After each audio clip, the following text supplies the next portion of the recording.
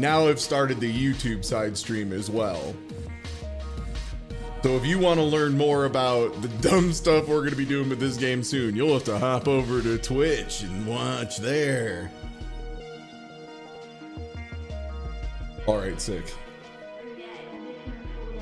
Yeah, that's all streamer bot stuff I set up.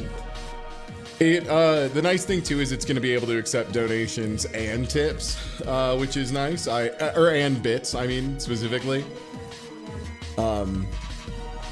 Tina mentioned it and I was like, yeah, I should put the time in to get that working. All right. Well, is audio good for everybody? We ready to teach? I want to make sure my students can hear, you know?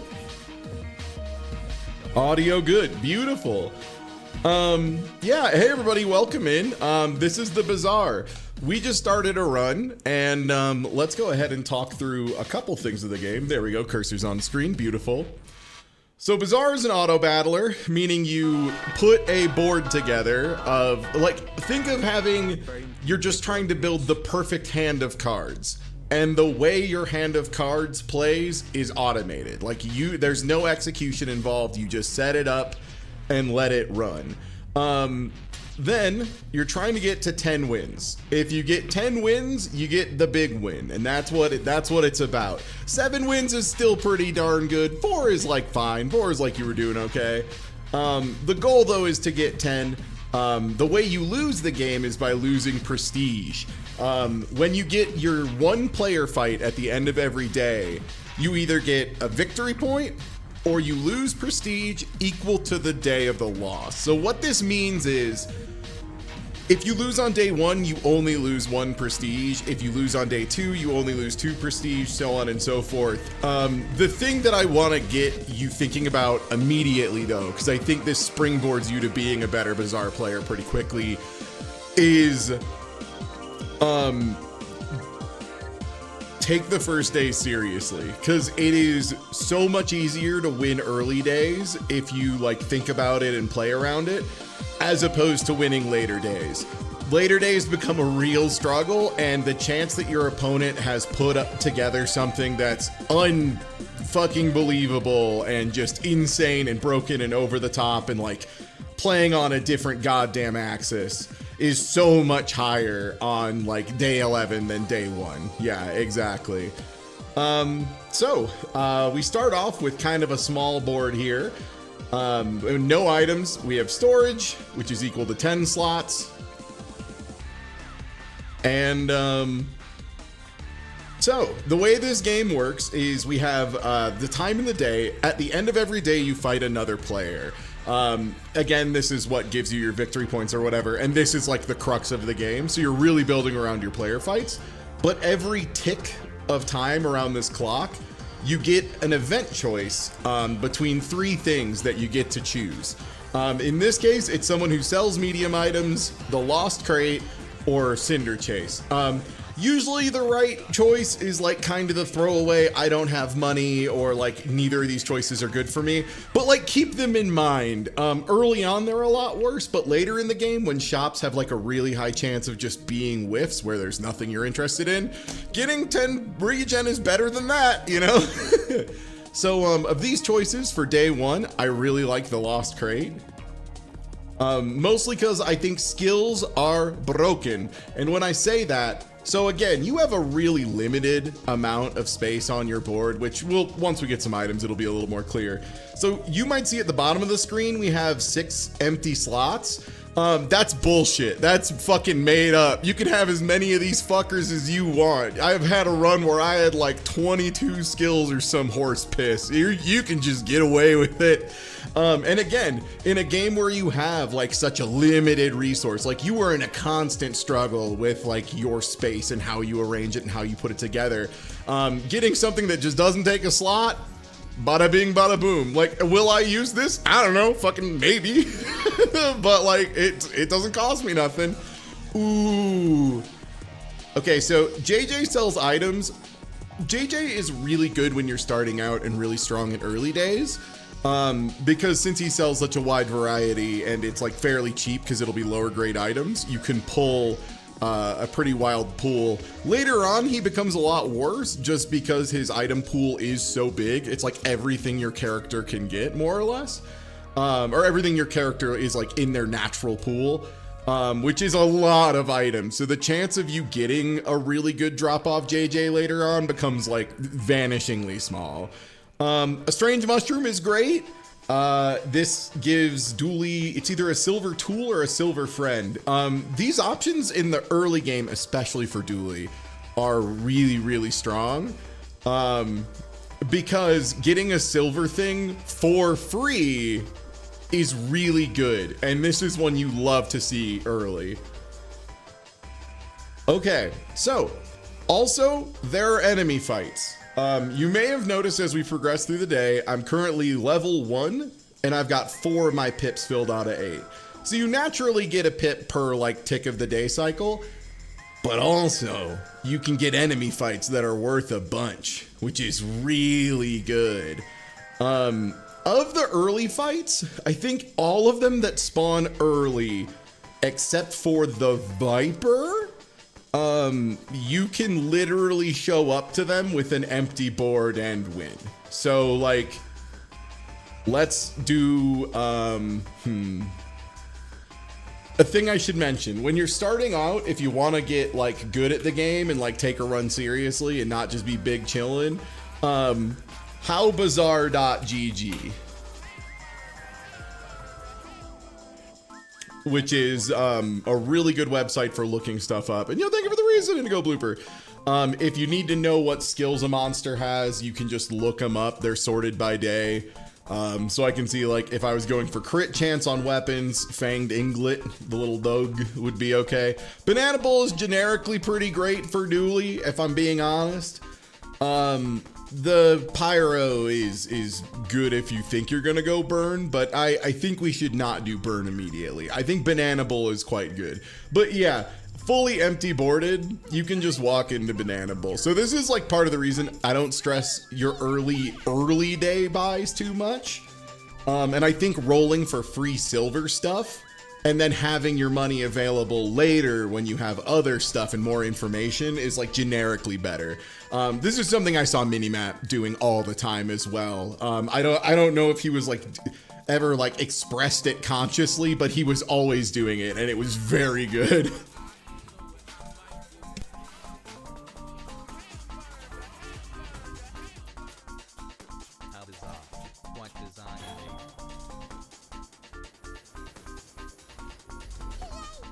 Thank you for the resub, Karuko.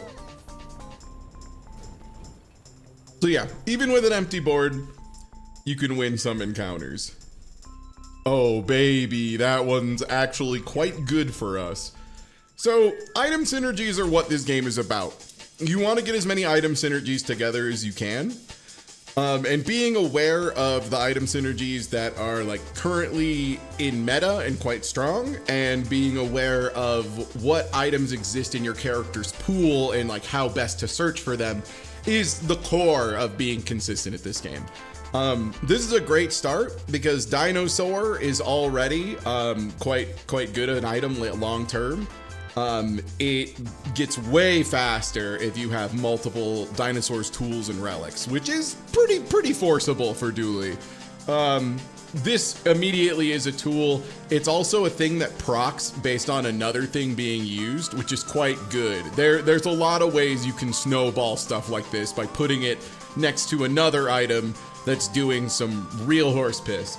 So this is a pretty difficult choice because Tiny Furry Monster is normally not too good unless, at least for Dooley, if you have a friend on your board, which every item has a selection of tags at the top. Dinosaur is important because it has small, which is relevant sometimes, weapon, which means it has a red number that deals damage, friend, which is incredible for Dooley, relic, which is quite good for one core of Dooley, dinosaur, which is quite good for one core of Dooley, and tool, which is also like generically good. Regrettably, the skill is useless because things that happen passively by proccing other items and not being used can't get criticals as far as I know. So in this case, I don't think critical protector works, but it's not a big deal. But if you have friends, this guy becomes a lot better because he can give you a skill, which is, again, very good, very crazy. Normally, if I'm being real with y'all, on day one, I would just take invest in yourself. I just believe in me, and I believe in getting another dollar every day. Your currency, by the way, when you sell stuff, you get the number on the bottom left. You have a bank with a certain amount of money, and you get income per day. Adding an income early on is just like, I don't know, it feels really good. It makes the game like a lot more chill, I think. All right, so this is our first level up. What you get offered at each level up is like deterministic. Like each level has a set of offers.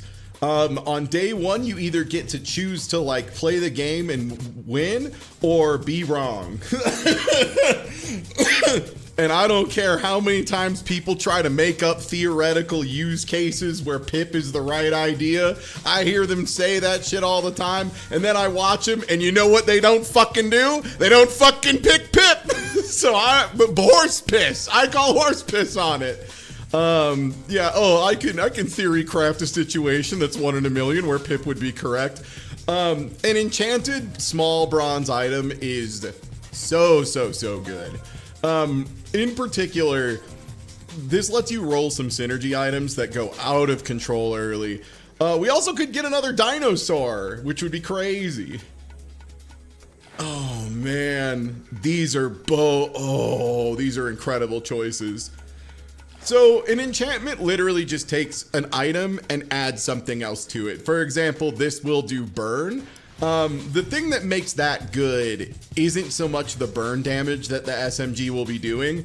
It's that the SMG fires every 2 seconds and gives like a proc. Like it burns something every 2 seconds, which is like really all you need. As crazy as that sounds. Bronze tier skills are fine. It's just enchantment good. Enchantment very good. Enchantment item is like so far above its weight. Cause like look at turbo flares, for example. So what this is when an adjacent item burns, you get shield passively. This is again another great synergy piece. It does a lot of crazy loops. When an enemy would destroy your items, this is destroyed instead. That's like the text that doesn't really matter on the Magic the Gathering card, where there's just like the one line that you're like, yeah, I mean, that could theoretically matter at some point. And then the thing is the enchant. When an adjacent item burns, haste it for 1 second. There's a lot of things that care about something being hasted. Haste makes your item go off twice as fast, or makes the cooldown tick like twice as fast. Toxic Plasma Grenade, I also would not kick out of bed for eating crackers, because it is 3 different things. It's burn, poison, and slow. I think I'm going to go with old reliable, though. Good. Never let me down. Oh, yeah. See, now this goes off every 2 seconds, which makes our duct tape way better. Yeah, the flares and the SMG together would make it every second until this ran out of ammo, which if there's pips at the bottom of an item, they have ammo. This starts with 6 shots. It upgrades to be a lot more. We have a ton of money here. I think I'm gonna try and roll some final synergy piece to get, oh man. Yeah, okay. So here's the worst thing about the Bazaar. There's an item called Crypto, and if you're playing Dually, you usually do want to buy it. It just randomly swings in value insane amounts every single hour. So like that's kind of a funny bit. Okay, yeah, all right, I'm into this. So this is gonna burn both of us, but it's also gonna shield us, which kind of like undoes that. This SMG is going to be doing so much value for us until it runs out, and then we're cooked with a capital C. Okay, so we have some items that are all right. Cool LEDs isn't bad. Slowing an opponent's item is nice. It upgrades to slow multiple items, which is nice. That other line of text, by the way, when you use a core, charge this 1 second. At our next level up, you'll see what Dooley's core is. You get offered a selection of a very strong character defining item that I regularly will get rid of because I love to play like an asshole, but generally is quite good. Yeah, here's another thing that I don't hate on paper, but I don't know if I could get it. So the trick with Power Sander is it hastes an item to the right and slows the item to the left on your own board, but if you put it on the left side, who cares? The only problem right now is we don't have like a great item for this slot. That's probably better on the whole. What we really want is 2 more tools, or dinosaurs, or relics. Okay. We might win this first day, we might not. First day is like quite swingy. You can like try to put something together that's like somewhat cohesive. Day 1 is like you do want to win it if you can, but don't sweat it if stuff goes weird and it like kind of doesn't come together. This is a pig swinging a weapon, which is usually pretty effective. Oh yeah, they're burning me way faster than I'm burning them, unfortunately. Yeah, Deadly Hot Stones is pretty strong early on. But yeah, you can't worry about day 1 too much. Do what you can. Sometimes you just get smoked by 36 burn. So let's replay this fight though and talk about how this works. So all items run at the same time. You can see the little bar filling up on them. That's the charge. When it fills the top, the item goes off. You have your green bar, which is your life bar. Yellow number is shield, which is armor over your health, with the exception of poison goes through it. Orange is your burn. Burn deals damage and ticks down fairly quickly. So it's pretty scary. And any green numbers are healing. And there will be other colors that show up, like dark green, which is poison. But more or less, you start your fight, and it's until one or other player dies. It's pretty common early on that a match will stretch out long enough that the sandstorm will kick up, and what that is like a damage over time that really rapidly accelerates until both players, one of you is not standing. There are ways to make it fully time out. It's very rare, to say the least. Okay, so we're starting day 2. Let's go ahead and take a strange mushroom, because this is a pretty good event for Dooley. So we have a small silver tier friend chance, which, as I've talked about before, I'm into. 4 gold is okay. Neutral item is okay. Silver tier friend has a chance to be really good. It's okay. Bomb squad's bad, but you can get it to work sometimes. Okay, I want to believe in the bronze dinosaur. This lady only sells weapons. Oh, Armadillo could do work in this.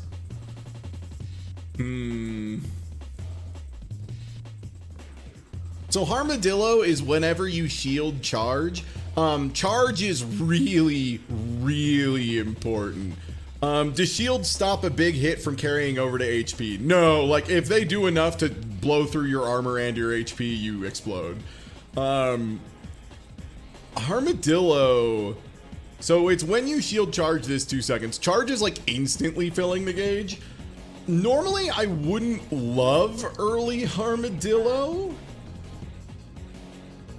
but with flares and duct tape, we're shielding pretty damn often, and early on 50 is a hell of a number. 50 is like a relevant number. Other things to know about shops. There are rerolls. Rerolling bronze shops only costs 2. It's usually worth it. Higher tier shops, it quickly ramps up in how expensive it is, and rerolling becomes like quite poor. So they did buff power drill. Oh, we do have like 1 Hamlet piece. I think we just pass on these for now. what we get for our core is really important, I think. So Borrier, I like to fight just because he has access to a ticket to Disney World. And I'm not kidding. You can like unlock a ticket to go to a magical Disneyland where you get $1 million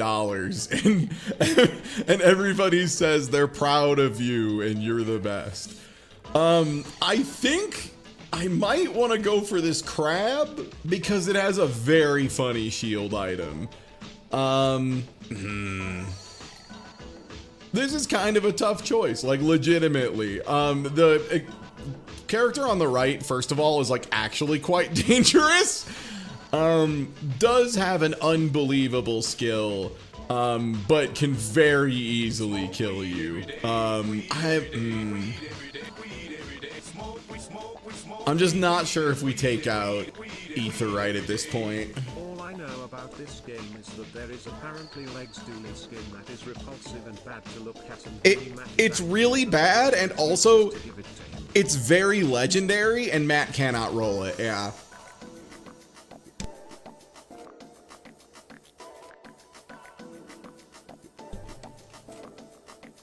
So yeah, this is like kind of a tough choice.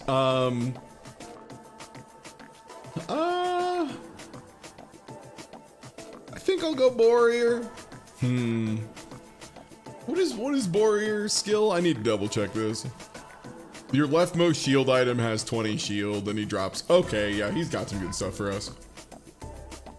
Borrier's also pretty consistent. Learning what enemies are worth going for and not is another thing that's quite good to learn early.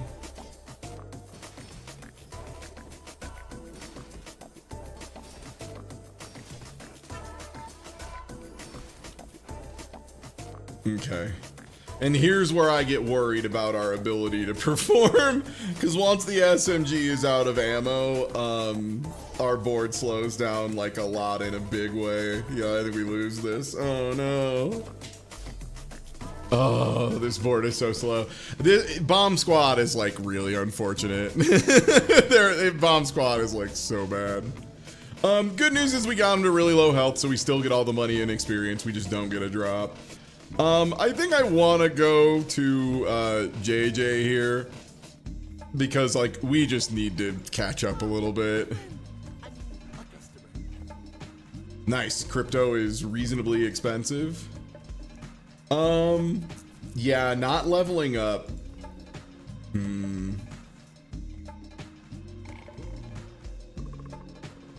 Yeah, we kind of needed our core.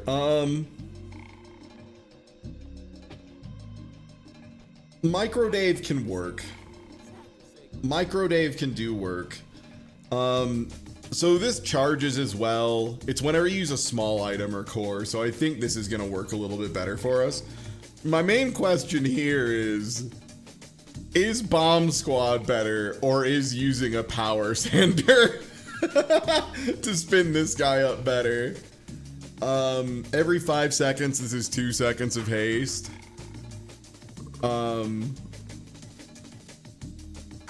Yeah, this doesn't get charged by flares, but like flares does do good work with it. All right, JJ, show me what else you got. Yeah, I'll take Temporal Navigator. Temporal Navigator is what we call a value generator. It makes an item at the start of each day, and it is not restricted to your team, which is quite good. Yeah, Micro Dave's pretty good. He's like a solid early item.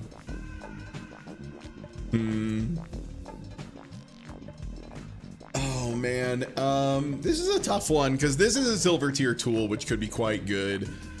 A friend could be quite good. Small items is pretty likely to be able to improve our early build. I think I'm gonna go Jungle Ruins. Get another silver tier tool. Huh. That could be interesting. All right, it's time to do what matters. We get our core. So, Dooley has a lot of good options here. You get randomly handed 5 out of 8 cores, I think there are. So you don't see all of them every time. So you can't just only build around one. What I can tell you though is the best one is Primal Core. Launcher Core can work. It's pretty fast. It's pretty good. It plays with our altimeter in an interesting way. But I think for this first beginner stream, I'm gonna do what I would recommend to a beginner, which is Primal Core is crazy good. If you see Primal Core, take it. Critical Core can work. You need to know what you're doing. Ignition Core is for burn builds. It's a little weak at the moment. It's like still good and it can still win, but it's a lot pickier about what items you want. Weaponized Core is maybe the worst one of all of them, so like don't take this one. This is very specific and it doesn't charge the weapons to the right, which makes it quite a bit worse. Launcher Core is quite good just because when you use a friend or flying item, charge this 1 second and it charges all your other flying items and it eventually makes all of your items fly. So this kind of sets up its own loop, right? Which is kind of insane. But I'm gonna pick the one that I recommend everyone picks. And we're gonna put together a board around it. So first of all, let's read the text. Primal Core. Adjacent items are relics, so it just grants a type to an item. For example, my gun is now a relic. So any text that this says now just magically applies to this. Flying halves the duration of debuffs on your item. So if an item is like frozen or slowed down or whatever, it's only half effect. So it's also upside, yeah, on top of everything else. This gun is now a relic. It's impossibly old. Don't ask me how or why. Shut up. But this is great because it already enables stuff just off the rip. So I think what we do is maybe a little something like this. So remember how Dinosaur had that condition that seemed like pretty rough of this item's cooldown is reduced by 3 seconds if you have at least 4 other dinosaurs, tools, or relics? Oh, weird. Relic Core is a relic. It makes 2 things next to it a relic, so I need a single goddamn tool, and it's go mode, baby. Like, that shit's crazy as hell. Unbelievable. Crazy line of text. This is all from an N64 Jungle remix. I do not have the specific titles on all of them. So yeah, this thing is crazy. So again, what the text is deal 30 damage and then it also gains damage for the fight and all of your dinosaur and relic weapons, which is the dinosaur naturally. This one is because shut up, and this one is because shut up, because it's Relic Core, baby. So this is gonna spiral all of our items very, very quickly. Scaling is the name of the game, especially the deeper you get, the more scaling you really want to be doing. Bomb Squad, get out of here, you're trash. Altimeter, no thank you. Microdave, you can chill for now. So a good habit to get into is you want to be using your inventory space as much as possible. I very specifically, I even overdid it by one. I'm leaving 3 slots open because Temporal Navigator is, and this is one of the few items in the game that does this. So I mentioned there are things that like spawn extra items and they're very good to have in your pockets because they work in your pockets. Most of them will only spawn small stuff specifically. Temporal Navigator just doesn't have that rule. I don't know why. So you gotta leave at least 3 spaces open to make sure when they give you the funniest Mac item on the planet, you just win on the spot. It can spawn the big shit, yeah. All right, so I think this build is a little bit more cohesive. Our opponent has a spun up Longshan, which is a little scary. But yeah, you'll notice the core is going off pretty quickly, and whenever the core goes off, it now makes all of my other red numbers better, which is good. Yeah, that's lethal for sure. So let's talk about what went on in this fight and like why it went well. This is only day 2, so like you can start trying to go for this stuff very early. So first of all, you can click recap to check any of the numbers of like how many times things went off, how much they did, so on and so forth. You can also replay. This is great for if you want to record a highlight of you doing some crazy shit. And also, especially if you have a board, you lose to an opponent's board, look at it. Like, take note of what they were using, how it worked, what kind of stuff was going on. Because, like, thinking about counterplay of stuff you run into a lot is, like, very, very good. But what happened in this fight that went really well for us? The SMG went off 6 times, which gave us... this shows itself as only going off 2 times. I don't know why that is, because it went off 6 times. Numbers are crazy, I guess. But what it did is, so this went off, which made this shield go off, which charges the armadillo, because whenever we shield, it charges the harmful armadillo. So this is charging this, which is charging this. Additionally, we have the dinosaur, which has its condition met, so it goes off every 3 seconds. By the way, 3 seconds is the line for an item being very fast. Like, 3 seconds means it's very, very fast. That's like faster than most things that can instant kill you. So like if you're trying to, this is a game about going fast, going first and hitting hard. So the faster your stuff sets up and goes off is like so important. So 3 seconds is great. This is enabled by our relic core and our 2 items and the duct tape next to it that we fought the Bananable for.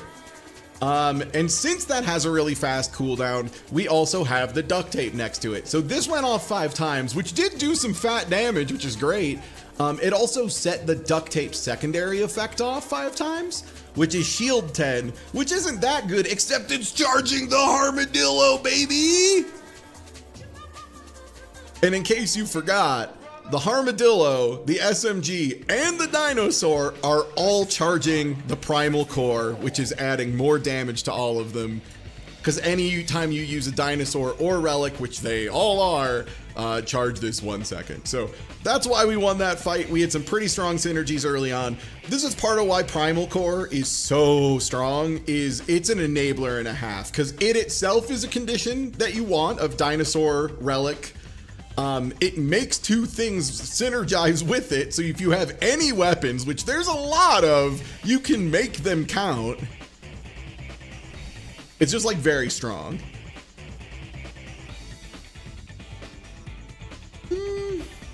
So our early day choices are chocolate bars, which are a way to get maximum HP, just some money, or a silver tier shop. Most importantly, what did we get from our navigator? It's a dagger for potions and Mac. Great.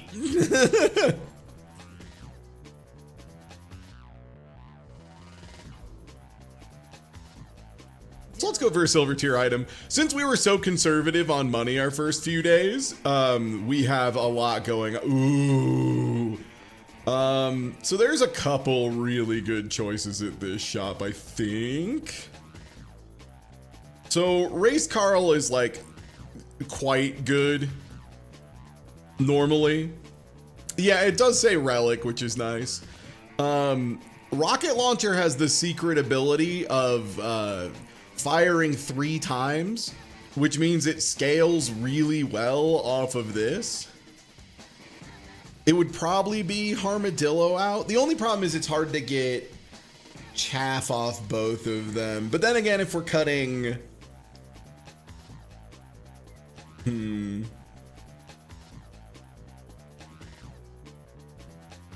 I think we buy this and hang on to it to see if it fits in the build, but we don't immediately put it in. Because again, you have inventory space. Use it. It's quite good.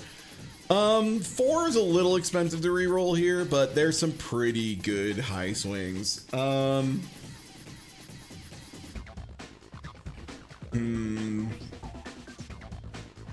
This could be a decent power drill setup. Have the power drill be our payoff, so it's scaling multiple ways. I don't think power drill is incredible with relic core. It can be, but that's not like the primary purpose of Relicore. I don't think Z-Sword is particularly good since we don't have a large item. I think we just leave the encounter currently. So again, we have free item just at random. Gumballs, which are, you have to pay for them, but they're random increases of either like damage, shield on all your items, your maximum HP, or like crit chance. So it's like pretty good. It's all right, but it is like very random and quite expensive. So you usually want to save that for like later days. Okay, this is really good for us. This just gives the gun more bullets.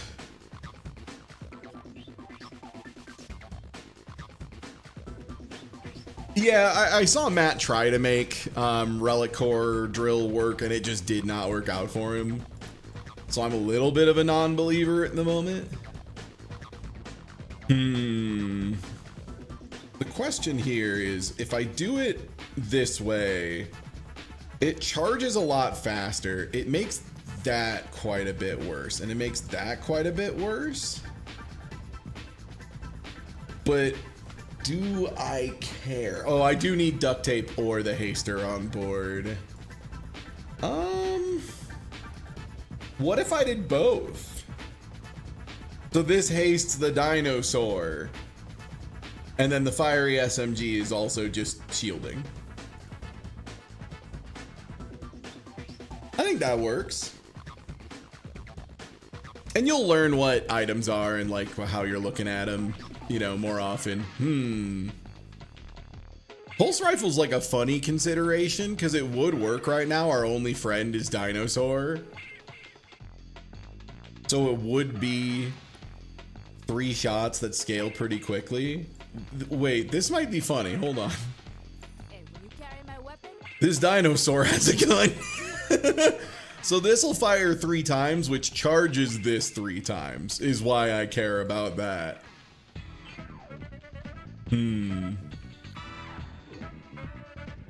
I think that legal, and here's where like some of the positioning gets really difficult. Yeah, you're out of here. Is I would love to be able to put this next to the core and next to this and have the duct tape next to it. But you'll notice the problem with that is this item only has 2 sides. So like that's not a choice I get to make. That kind of juggling is really key to the whole game.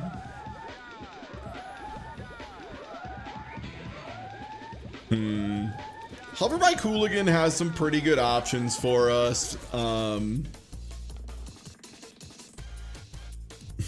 Trying to think. So, the one like that I always keep in mind is Dabbling Apprentice is pretty easy, and he has a chance to give you the ticket to Disney World. Most of his other stuff is pretty whack, all told.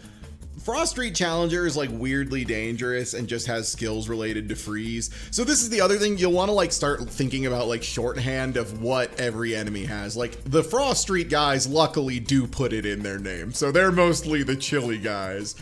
Hoverbike Hooligan at the very least has a gun in his art, which is kind of nice. So you can remember that he has, your items just have +1 max ammo. As his skill. Also, he has gunpowder, so you can give more ammo to stuff. Also, he has a silver SMG, which means we have a chance to get a gold SMG off this, which if we get it early is fucking crazy. So we're gonna try that.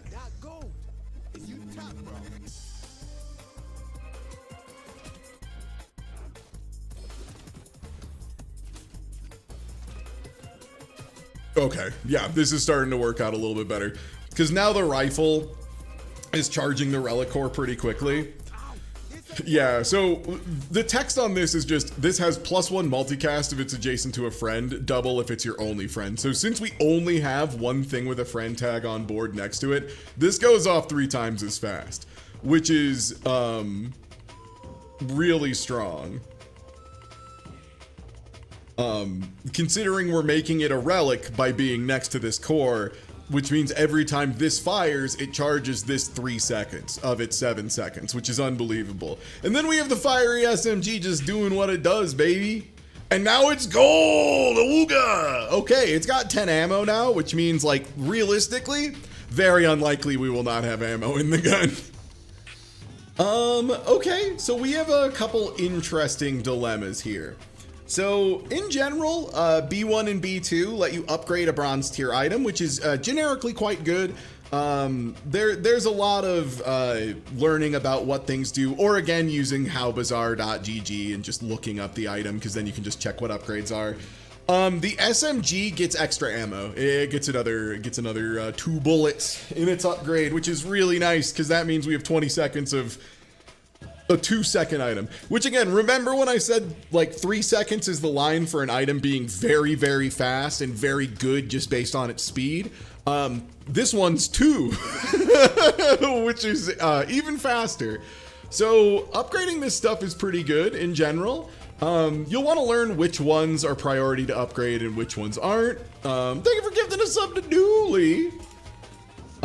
For example, Dinosaur is one that you almost never want to upgrade, because all it does is increase the damage it does, which like is nice.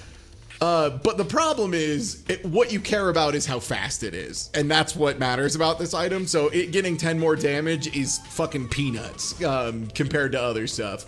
If you can upgrade your cores, Dooley, that's usually the right choice. Upgrading your core is pretty unbelievable. If we hadn't upgraded the SMG or the duct tape, I'd go for that. For example, pulse rifle. All this bad boy does is get another 10 damage, which since we're trying to scale it off of the core, and I think this item's probably not going to hang out too long, not a terribly appealing upgrade, if I'm honest. So I think what we're going to do, and this is a thing that I see new players never engage with, and I think this is why they lose early days so often. Start your next fight with 100 bonus life per level. This shit's unbelievable. Don't take it if it's your first tick of the day, but if you've already fought your monster, this has a really high chance of showing up for your player fight, which is double health. And like the point of I know you don't get like a permanent thing and that feels bad, but like the thing you get is a permanent victory point, which is unbelievable. If there was a single day event that said win the day, I would pick it every fucking time. And that's basically what that is. All right, and this is a choice between medium item or get a skill. Again, you've heard my feelings on skills. Ooh. So this is like a one that I normally don't care about too much. With the SMG, this is really nice because it's tripling the amount of burn it does. And like, burn has a break point where it starts becoming a lot more valuable. Okay, so we're gonna have a few more slots on board.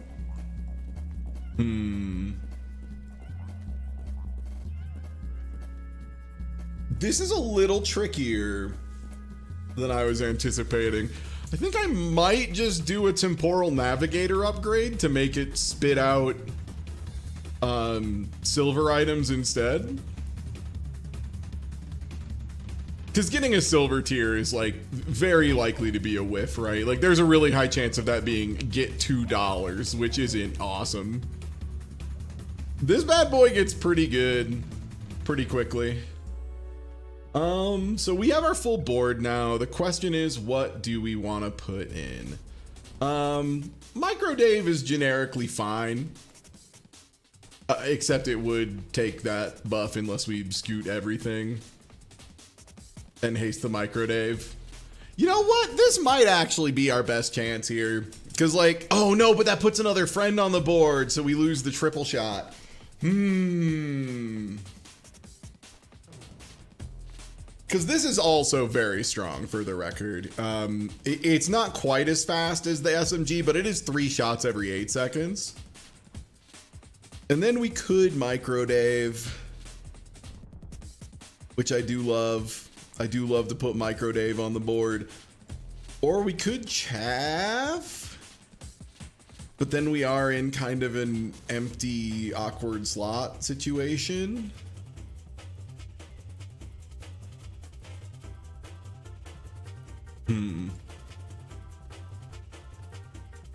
Dave in the back? Like this, maybe? So in theory, this is our launcher is charging our primal core and getting buffed off our primal core. Micro Dave is getting charged off the core going off, and our small items, which is everything except for the rocket launcher. SMG is just firing constantly and charging the duct tape. Whack. Yo, thank you for the resub, TechSev. And our dinosaur is going off a bunch really fast, which is nice because it charges our primal core. It also charges our micro Dave, and the primal core will ramp up the damage it is doing as well. So I think this is probably the play. I think with shield we probably get here. There's always a chance your opponent's doing something goddamn crazy though, like that. You never know, you know? Especially Vanessa.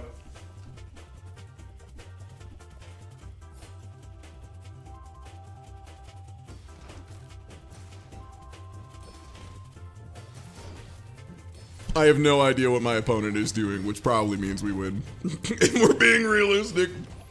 Yeah, because we now have enough burn that it's starting to build up in a pretty notable fashion, as well as the fact that our rocket launcher is about to shoot them in the head for 150 damage, which early in the game, super good. But yeah, let's see if that shield was relevant in that. I'm kind of interested. Oh, the replay forgot to put the shield on. Oh no, there it goes. Okay. So the shield is preserving our health to some extent from the poison. It would have been quite close because we're down almost 300 health, so it would have been touch and go for sure. And us having that early shield definitely made us just swoosh through that shit. Also, Dinosaur in the back contributing. Micro Dave not doing as good.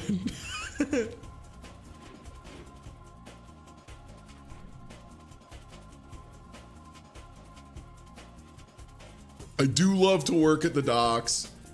I would love to get a weapon that's a relic. Oh, speaking of which, what relic did we get?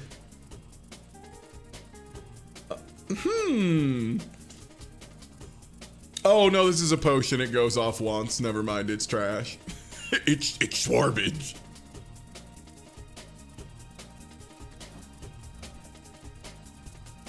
Yeah, ooh, $4. That's correct. Force field can be a hell of an item. This just shields and then deals damage equal to your shield, so you can like do a build that will put 1,000,000 armor on you and then kill them instantly. This item gets very fast, to be clear. Force field, despite being a huge item, is 5 seconds. It's also one of those items you don't really need to upgrade. All the upgrade does is increase the shield number on it, which is not why you have this item.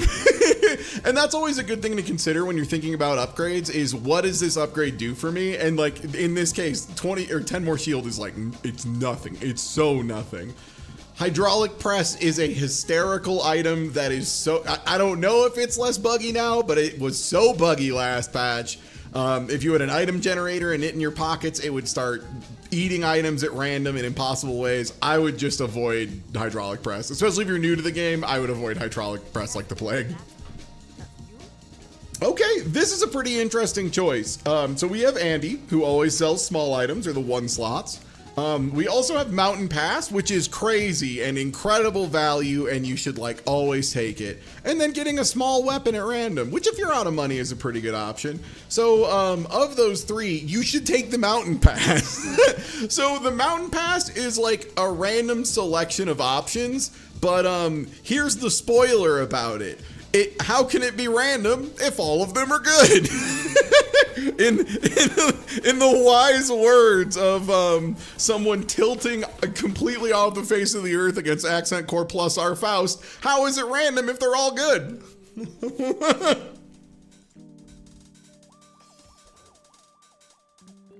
Like, yeah, we get a monster fight. A monster fight usually can go well for you, and it gives you, oh, I don't know, money, 3 experience, and a random item or skill. Outrageous. It's just so crazy. Wild. I think I want to redo my board like this.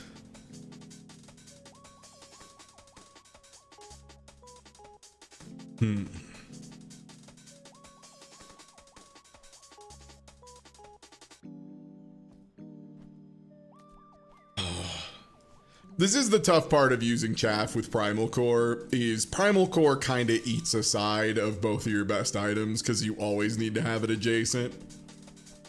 I think we just take Power Sander for being upside. So here's the other thing about Mountain Pass that makes it so good, is you used to get a lot more experience a lot more consistently in this game. And so if you read guides or like watch old YouTube videos or something, you might get tricked into thinking like you'll always be at level, you don't need to worry about it, blah, blah, blah. You do need to worry about it, and you should like always take it because experience is so strong in this game. I see a lot of people also make the mistake of assuming, oh, well, I won't hit the break point at the end of the day, so it's probably not worth taking the extra experience. I think this is valid on the last 2 days guaranteed, like when you are either going to lose the game if you lose the next fight, or you're going to win the game if you win the next fight. Otherwise, bro, take the experience. It's so good. It's so good. And because they have reduced the amount of experience you get multiple times, just from like, you get less from events. You don't get as many random events that have like 2 experience, this, that, the other.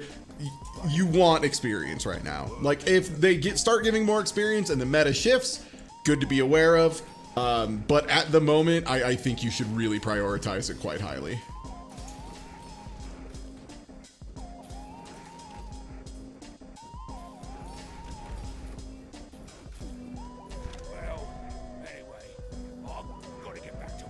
Yeah, you might be able to get the Lich on the pass, but one nice thing that was an upgrade to make the game a little less rough on beginners is, let me show you the replay, it should show it. Look at my enemy's life bar during this replay.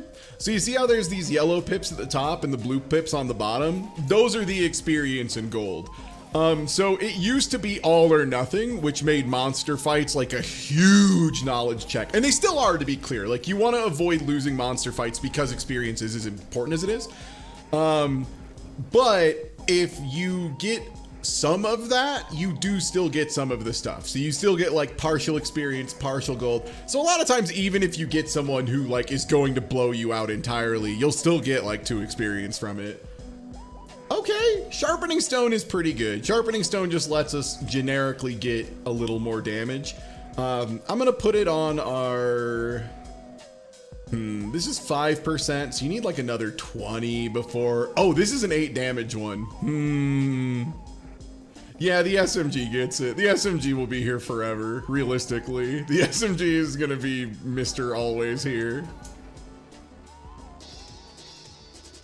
Okay, so we could take another Boiler Room Bomber.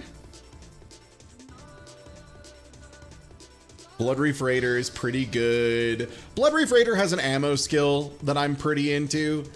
Hellbilly is like generically pretty alright. Let me see. Hellbilly gives us our left weapon has more damage, and he does have access to Temple Expedition ticket, which is quite good. I do think I want the weapon skill from Blood Reef Raider. Your leftmost ammo item is +2 max ammo, is basically making the SMG diamond right away. You can get a Disney ticket, that's true as well. You also can get the powder horn off this fella, and this item is one that Dooley is not supposed to have access to, so there's some shit you can do with it which is very funny. I don't know if any of it's really that good, but it's hilarious.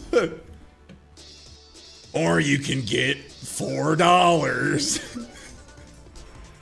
Would you rather have $1 or $4? All right, so skills in general, you want to try and find stuff that is relevant to your build long term. Wow, rightmost item, charge a freeze item, requires us to have freeze, which Dooley doesn't have a ton of. He does have freeze, it can be pretty good, not a ton though.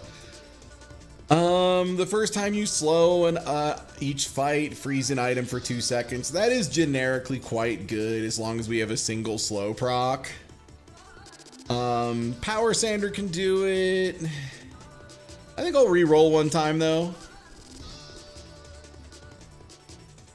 Okay, Hotspot is pretty nice. Working Hard is crazy as hell. Slow and Steady's not bad either. We could definitely make something work with that. So let's read through these real quick. Hotspot, the first 4 times you use your leftmost item each fight, burn 5. So what that means is just like, it incentivizes you to put something fairly fast on the left side. This would probably make me put Dinosaur over. And that does add up pretty quickly. If you can get all 4 procs of it, that's 20 burn pretty quick. Working Hard is unbelievable. So here's my first secret to you, is that the word charge in this game is unbelievable. And the more you can charge things, the better your board is, like almost always. Like the goal of the game is to loop and be unfair, and charge is a great way to do that. So I think we're gonna go with that. We do have a couple, Dinosaur is a tool, Duct Tape is a tool, Power Sander is a tool, so like we'll have to get some more hasters, but yeah, this is generically quite good. And again, if we pivot off a skill and we end up not using it long term, we don't feel bad about it, because like it's not taking up space. It's like a thing we just have. Speaking of which, let's just get another skill. It's a poison skill. It doesn't do anything for us. Whatever. Like I have as many slots as I want. Artisan Dunes is not bad for us specifically. Medium items is always okay. I think we take Dunes here. So the Dunes let you guarantee a power up on your items, either +1 burn, +1 poison, or +5 damage. You can pay 15 to get more. I don't think we're gonna do that at this point. That being said, starting with 5 more damage on Dinosaur, Rocket Launcher, Primal Core, Fire SMG, pretty good. No, you can't sell skills, but it does also remove them from, you know, showing up at that rarity. But yeah, skills are fantastic. You're allowed to have as many as you want. They don't take up space. Just get skills when you can.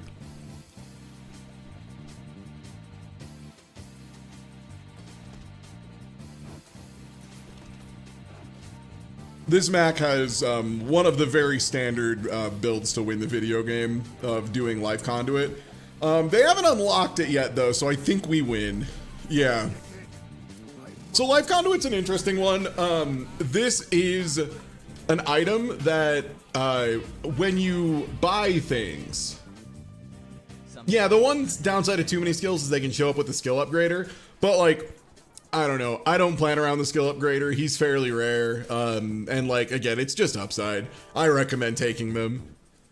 Life Conduit's a very strong item because regen is unbelievable. Regen is just, you heal that much, like every few ticks. It's very, very strong. But this is a quest item, which means it has specific requirements. If they buy 8 regen items, which they've done 6 of so far, this gains regen every time they regen, which means this scales itself. Also, any other regen scales this. And then eventually you get enough regen on it and it gains multicast. So these are really strong items. Dooley doesn't have too many of them. Vanessa only has 1. Mac has a bunch. Mac, this fella has a billion of them. But yeah, another smart win. Pretty simple, didn't do anything too crazy. Did we get all of our hard working? Let's see.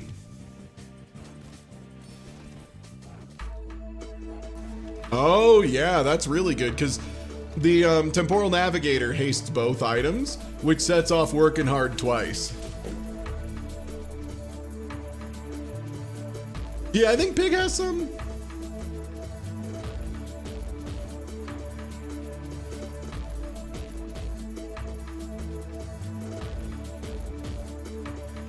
Okay, we have 29 gold, which is a lot. First things first, what chicken nugget did the Navigator give us? It's garbage! Coral isn't good even if you're Vanessa, but it is $2, and I didn't pay for them, so thank you. So remember when I said the powder horn is like an item that Dooley's not supposed to have? Atomic Clock is why. So this item's very goofy. It fires every second, which is unbelievable. And it increases an enemy's cooldown by 1, so it makes their item slower for the rest of the fight. You're not supposed to be able to reload this. It is insanely funny if you can reload this though. Like this thing, if you can get it to go off like 100 times while like locking down your opponent's board, you can just remove them from the video game. It's very funny.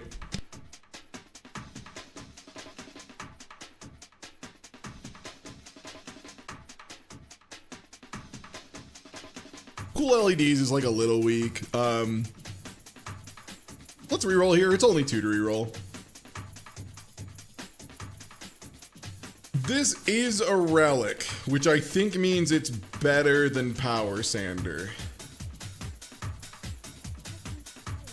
Because it hastes more frequently, it's every 4 seconds, it's additional haste. And it is a relic, so it sets off the primal core. So that's a little bit better.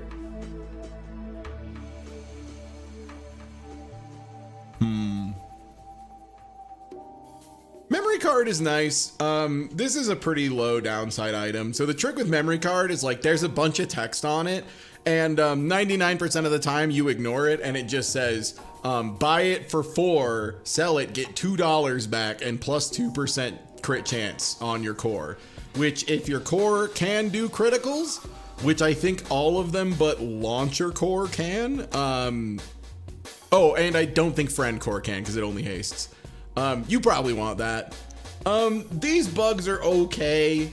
They're like a gimmick that's not terribly good together. The spider one is the best one. Well. If it isn't the mountain pass. Dang, we only got a free item. God damn it. It's fucking Bomb Squad. So that's like the worst outcome you can get at the mountain pass, and it's still fine. You can also get like 3 experience and 20 gold. Like it's crazy how high you can swing. Mod Squad is all right. I don't think Mod Squad's got anything particular for this build. Cause Mod Squad has, oh, it does have Beautiful Friendship, which is when you use a friend, your weapons gain damage. I don't think we'd want anything else there. Infernal Envoy is, he has like a pretty alright skill of your leftmost and rightmost cooldowns are reduced, but like his item drops are pretty bad. Grandfather Clock's never a bad idea. Like in general, don't be afraid to take the bronze fight. There's no like downside to that.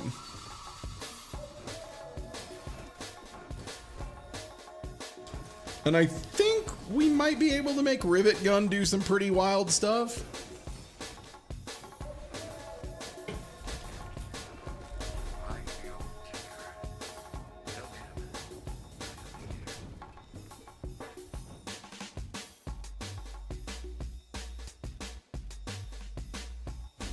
What do we get?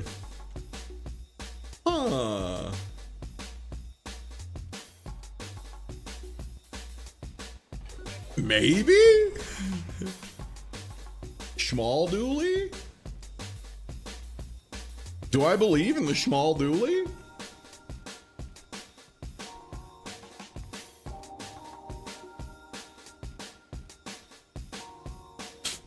Invulnerability potion?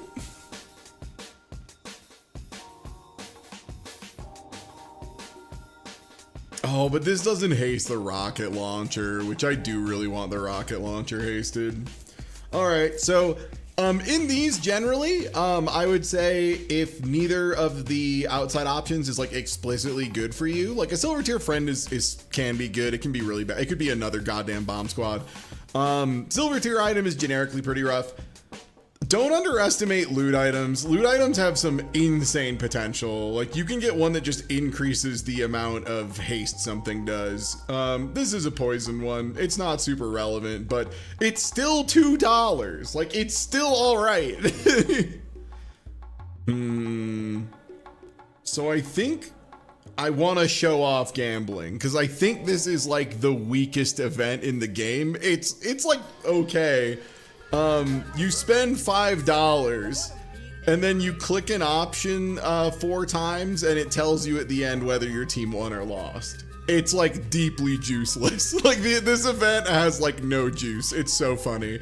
But we got lucky. We get a bonus experience. We get a bunch of money, and we get an integrated HUD, which I will not be using. But it was $2 more. Okay, tools could high roll for us pretty good.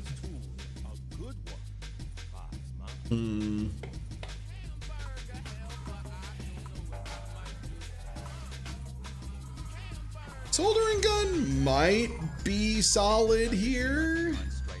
No, you need to make it a relic is the problem. Because the nice thing is, Dinosaur is both a friend and a tool, and that does automatically give you both halves here. No, you don't get to figure out how good your ghost does unless you happen to watch a streamer and they run into him. Nah. But I think we re-roll this. Oh, baby, Flintstone. It's a Flintstone. So this is a relic. It's quite fast, and it has more burn for everything I have. Get out of here, you fucking memer. Get it, be gone. So we're definitely taking Flintstone. This is mad good for us. Duct tape is like fine. Like that's an upgrade that you just take because like, why not? Hey, Philippe, it's not so bad. So one of the crucial things we're getting to do here is Flintstones gets worse for every tech item you have.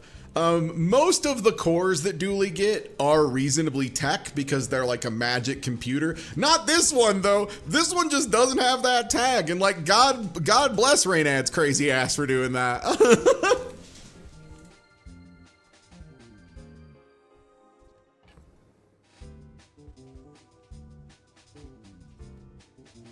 Oh, nice. That isn't. This is a tool, so it buffs Flintstones, and it's not tech. And it hastes everything but one item.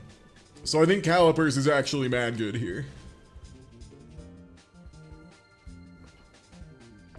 I'm into it. I don't know if this will win, but I think it'll do pretty good. I think it should do pretty good. And yeah, if you have any questions about the game, about the interface, all that stuff, I can answer mostly mechanics questions. If you ask me about like how much a character costs, I don't know. So this player is all in on a gun. I don't know if that's gonna cut it. No, it's super not. Oh, wait, they fucked up. They fucked up so bad. They wanted to touch a bee. This player could not help themselves. They needed to touch a bee. So the reason this is such a dire mistake is Crow's Nest gives a weapon lifesteal, which is as crazy as it sounds. That's like you get a big weapon and it steals your opponent's life, which is crazy. It means your weapon is now healing as well, which is awesome. That's so good. Especially because it doesn't take up the enchant. So you could get this later to be like a fiery double barrel that deals damage, burns, and heals you, that kind of stuff. But you'll notice the text line says, if you have exactly one weapon, one. The B has a red number and therefore is a weapon. If something has a red number, it's a weapon as far as I know. I get what they were trying to do. They were trying to get cute with it, but they fucked up so bad. Like, yeah, if they had this thing, just what the fuck? And they have a build to give it 104% crit chance already? Holy shit. They should have been shooting me for like 180 damage and healing every 3.6 seconds. They just had to take the fucking B off the board. All they had to do is not be a little greed lord and get the bee out of here. But this is what I'm talking about. You have, like the interactions between items are all very important. Look at that Flintstone value right away, dude. 48 burn. That's so fucking good for day 5. Yum yum yum yum yum.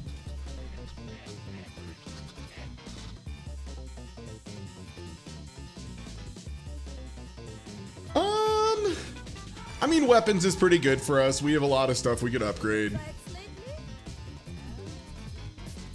None of these. This is an item they buffed recently. I'm interested to see if this is like good now, if I can make this work. Definitely not on this build because it's actively bad for the Flintstones.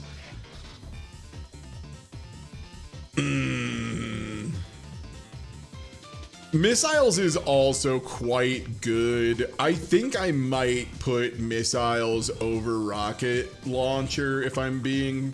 So here's the thing. This goes off 3 times every 8 seconds. So 8 divided by 3, like, I don't know, 2.6 or something, like 2.6 something, something like that. This is 2 every 4, which is 2 seconds. And it also scales itself up. We'll make some more stories. Also, it's still a relic because it's next to this. It goes off a little more is what I'm saying. This goes off more times, and that's more times more better. Ooh. So our random item we got at the start of the day was a chimeric egg, which you either can sell immediately and you get a small friend from any hero, or you can be insanely patient and let it be worth more money. I'm gonna do it. Is she tech? Nope, nope. So yeah, you can hover on any character or like right click them to get the big full screen view, and then their tags are listed at the top. She's a weapon and a friend by default, and then you can make her a relic because Primal Core is cheap.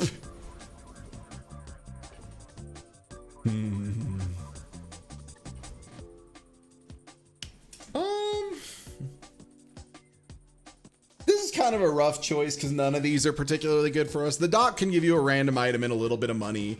5 gold is 5 gold. JJ sells anything. I think this is a rare, like, I'll take JJ case. I love Pylon. It's so bad here. This is like a crazy combo piece. It's slow 2 items every 4 seconds, which is like already quite fast. But more importantly, when you slow, haste an item for 1 second. To be clear, it says when you slow. Not when Pylon slows, when you slow. So you can just make all of your items that slow now do double duty. They also haste, which, for example, let's say you had Race Carl. Whenever you haste, charge this 2 seconds. You just have this, a bunch of slow items, and Race Carl, and your opponent's life is bad. They don't get to do anything. There is a reasonable case to be made for considering a pivot. I'm not going to. Okay, so DJ Circuit Breaker is one you should keep an eye out for. I don't... no, we only have 2 friends. So DJ Circuit Breaker is haste all of your friends for 2 seconds, which is quite good. And whenever you use another friend, charge this 1 second, which is very good. So this ends up just being something that is going off constantly and hasting your friends constantly. And again, imagine if we had that Race Carl from the previous shop, right? Like that would be going ballistic off of that. It would just be firing constantly because every one of those hastes is hasting all of your friends. So if we had like Race Carl, missiles, and the dinosaur, that would be hasting like 4 things. Yeah, DJ is very consistent and very strong. I don't think he's great for Primal Core the way we have it going right now, but always worth taking. Speaking of things that are always worth taking, Light Bulb is literally always worth taking because it costs 4, but it spawns another thing that costs 2. So neither of these are good for us, but like, okay, cool. Thanks for the $4 back. So there's a pretty good case to be made for any of these. Infernal is like a little scary, and does have crit on burn items. He does have strength, which is quite good. I think we're just gonna take the dog though. The dog is pretty safe, and it has a skill called, I think this is the one that has aggressive, which is whenever you use an item, like a weapon, it gains critical chance, which means it's an additional form of scaling, which is the goal, baby.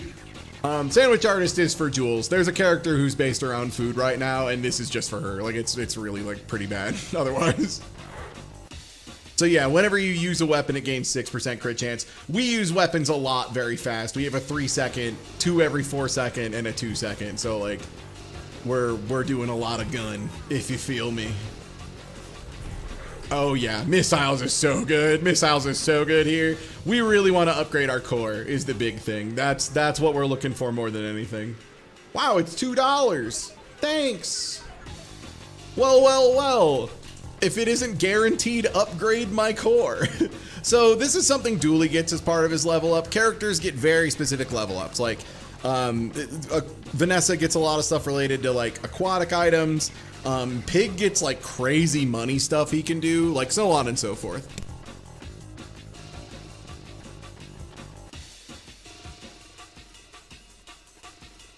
So like, as we discussed earlier, it's almost always correct to upgrade your core.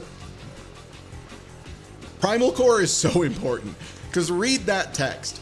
First of all, the scaling, instead of being plus 10 every time it goes off, is plus 25. So it's 2.5 times faster scaling. Crumbelievable. Also, the cooldown goes from 7 seconds to 6 seconds, which means it just goes off more and requires less charging to fire. Crazy as hell. Crazy as hell. Okay, this is a hero shop, so this would be items from another character specifically. These are huge knowledge checks. When you're starting out, don't worry about these too much. You really need to know what an opponent has, or like what characters have. Stell has a lot of vehicle and flying related stuff, so if you have launcher core, she can be quite good. I think for this board, she's pretty bad. Also tools, which are fine. Rest would be very good here. As I mentioned before, this would take us from having 1,300 health to 2,000, which is awesome. Jules Cafe is the best one here though. And this is why. Jules Cafe has a couple of options. One of them is absolutely insane if you're doing a weapons build, and it's Strong Brew. Your weapons gain 25 damage for the rest of the day. If you're doing a weapons build, you take Strong Brew, like every time. It's like getting a diamond tier skill that affects all of your fucking weapons. It's crazy, dude. This shit, so remember earlier how I talked about shield was like a win your player fight for the day button? That's also Strong Brew if you're doing weapons build. Rejuvenating Blend can be okay, but it's very rare. Relax isn't terrible. Get Inspired by Jules requires you to have like Jules items to care about it. Strong Brew is just fucking crazy though, man. And like it's plus 25 damage, but remember, Missiles does double strike. SMG is crazy fast. Dinosaur is crazy fast. Like, it basically gives us a proc of Primal Core at the start of the fight for free. Also, to be clear, whereas Shield, you don't want to take it on like the first pip of the day because you might run into a monster and then you use your shield up and then you don't have it for the player fight. That Jules Cafe option is for the rest of the day. Okay, aimbot is actually quite good here. Aimbot has a weird thing with Dooley. Mysterious Portal is really cool. You can get some really cool shit from this. Free slow item, fine. So earlier on, I talked about how JJ, part of the reason JJ like becomes less valuable as you play the game more and are like more aware of what you're looking for specifically. Aimbot has a shockingly dinky pool of items for Dooley specifically for the robot I'm playing, and one of them is broken as fuck with the relic core. So we're gonna see if your boy gets lucky. No, I did not. Eagle Talisman's good though. Eagle Talisman is just a free upgrade. You just buy it. Put your missiles all the way there. Give it plus 5% crit chance permanently. Shuffle my items back around. Reroll, show me a brick. Damn. Oh, right. Brick is only gold. So it would be rare. It would be rare because you can roll gold items on day 6, but it is like pretty low, as shown here by the gold swashbuckle.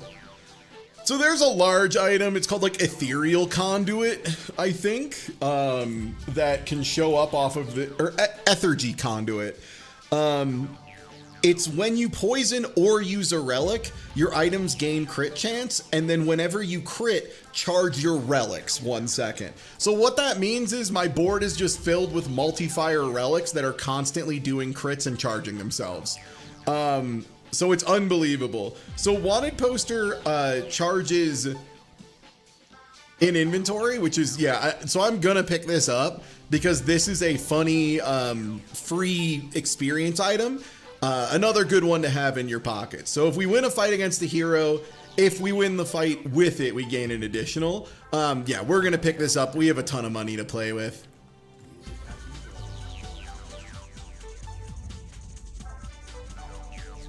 I think we're just good to go, if I'm being perfectly honest. I think we're gonna be oh, wait, no. There we go. I need to make sure I have 3 slots open in case we spawn something big and stupid with the temporal navigator, like a brick. Come on, game, give me a brick. Give me a brick. Come on, brick. Say it with me, chat. Brick, brick, brick, brick.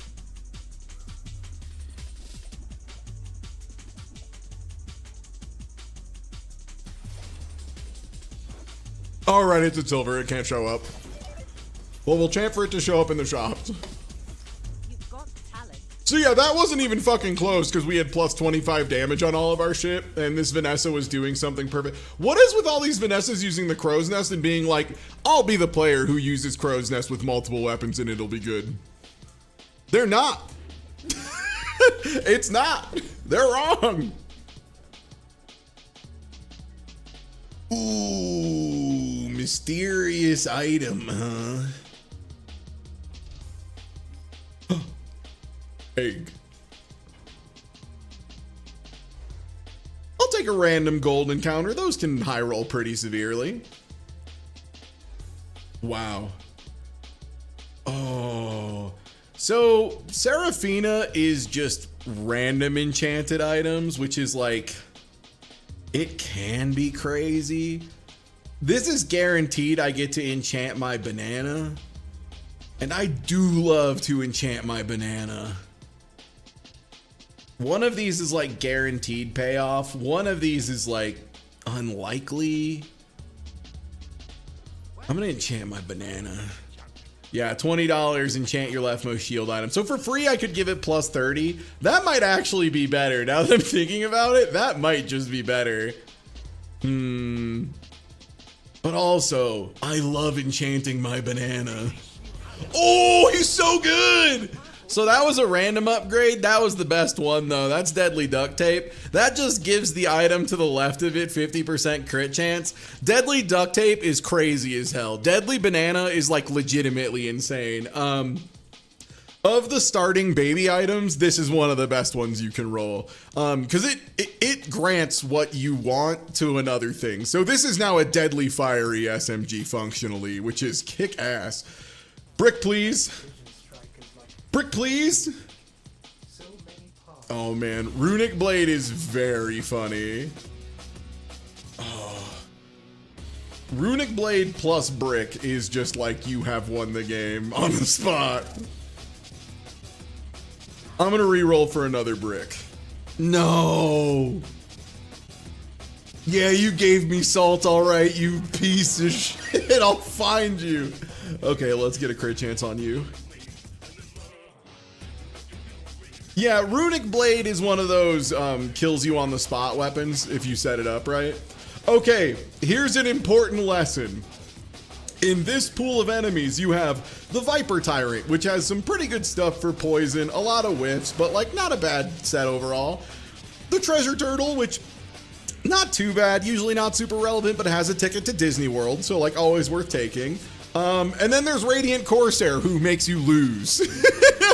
Radiant Corsair is currently so impossibly overtuned that if you manage to beat Radiant Corsair, you're already going to get 10 wins, so it doesn't fucking matter. He's wildly dangerous, and he also has one of the most broken skills in the game, which like would be cool, except he gets to use it as well. Let me read you the text on it, and you tell me what you think. The first time you would be defeated each fight, heal to full. So like, you just don't get to kill him, and he burns you really fast. and you have to kill him twice. Yeah, it's a lot. Yeah. So the lesson is, don't take Radiant Corsair unless you're sure your shit is crazy. Or, yeah, there was a time where he was pretty beatable. Then they changed that. The only way I think you can get with Dooley, at least, is Dooley has a couple items that, like, cleanse your burn. Those can sometimes be used to cheese this guy on weaker boards, but just in general, do not Radiant Corsair. Just take the turtle.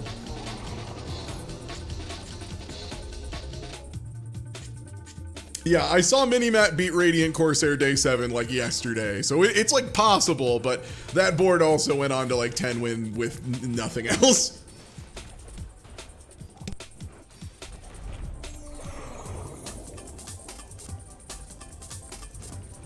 Yeah, Thug is pretty dangerous. Thug is more dangerous than you expect as well. Oh! Alright, so we have like no money problems for the rest of the run.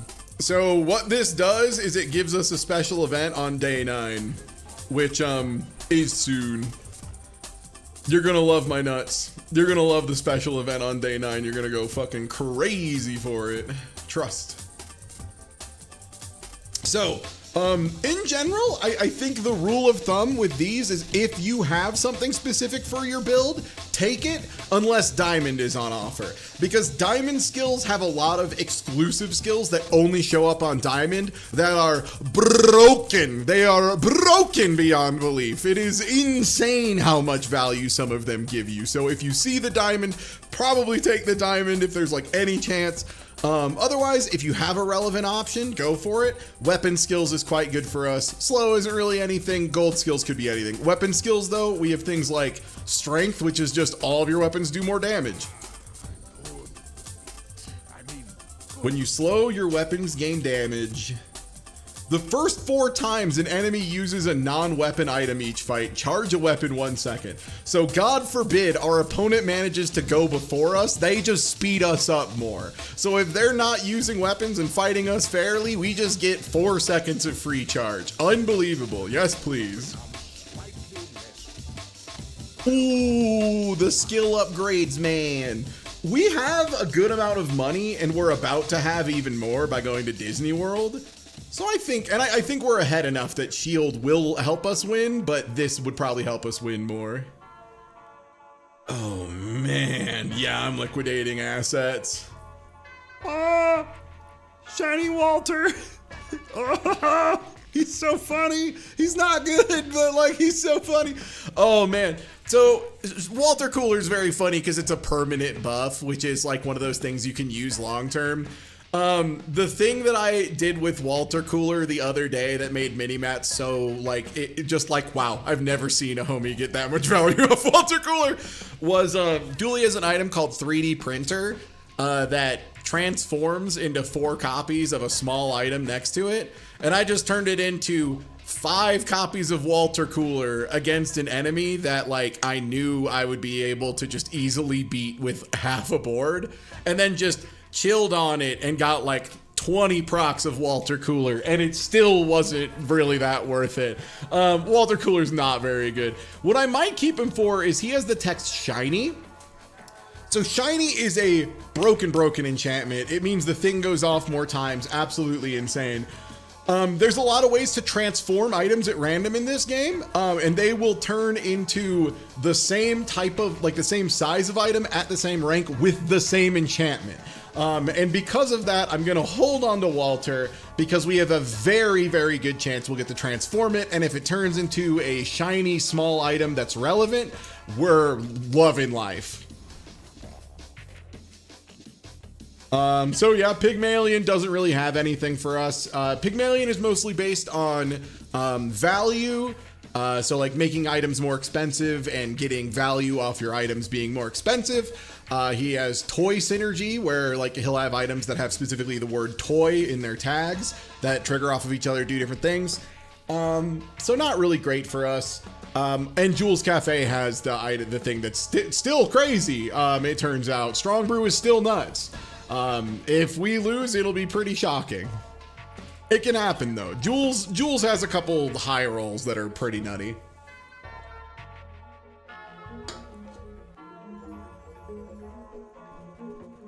And Yo-Yo's good, but it still requires some wild builds and setups and stuff. And especially since Pig has so many big items, it seems like he just like never rolls what you want. Yeah, no, this build is going crazy. So let's take a second and let's look at the actual replay here. Let's see what we're doing. So, first off, missiles. Picking up the team on her big strong back, doing 1,000,000 damage. Fiery SMG with the fat 859 is pretty crazy. That's pretty nutty. Flintstone's doing great, 48 burn when stacked with the SMG. That's like almost 100 burn. That's pretty meaningful damage. Cog is getting some procs. It's a relic, so it charges this. This went off 2 times, which is a lot when you have that many small items. And again, let's see, did our opponent have, so this is any non-weapon item. So this went off twice, this went off twice, this went off 4 times, and this went off twice. So that's 8, so we got full value out of Diamond Shield Bash. So if you ever see one of our items just randomly jump up, that's why. Also working hard is nuts with Precision Calibers and Cog, it just immediately gets full value. So we have so many ways that we're like sneakily charging our items. Like look at our opponent's board, it's like building up in totally fair, predictable ways. And then as soon as ours starts going off, our items just start jumping around. It's such horse piss. And that sets off the Primal Core a whole bunch, which is immediately scaling everything else. So our SMG is doing 173 by the end of the fight. Missiles is doing a bunch, and that also, remember, scales the SMG's fire as well because it's based on the damage it's doing. Just a great build so far. This is kind of what you're looking to do with Relic Core. Very strong, very solid. Oh, Mandala. So this guy transforms your leftmost, what a crock. Transforms your leftmost item. It can't transform legendaries. I repeat, you cannot transform legendaries. If it's got this funny, like mythic rare orange outline around it, you cannot transform it. It will whiff and transform the next thing to it. If you're ever in doubt whether an item will be affected, the general way to check is just hover over the option. So we're gonna transform our water cooler. Oh, it's a shiny Wallace. Well, we tried. We don't have a ton of money, and Goldie is really expensive. I still think it's gonna be better than chocolate bars, which would also cost money. And small non-weapon is pretty bad.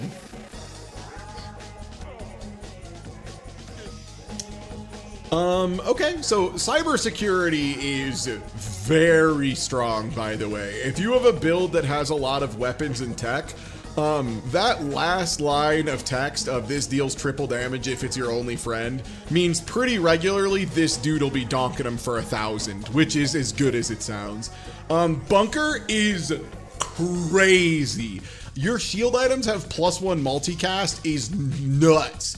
If you remember me talking about that thing earlier that like deals damage equal to your shield, this just means you build up shield twice as fast. It's 3 slots, it's so worth it. It's so worth it. This item's insane if you're doing anything with shield nonsense. This is why I'm talking though about like gold shops. Don't worry so much about rerolls. 6 is a lot of bucks.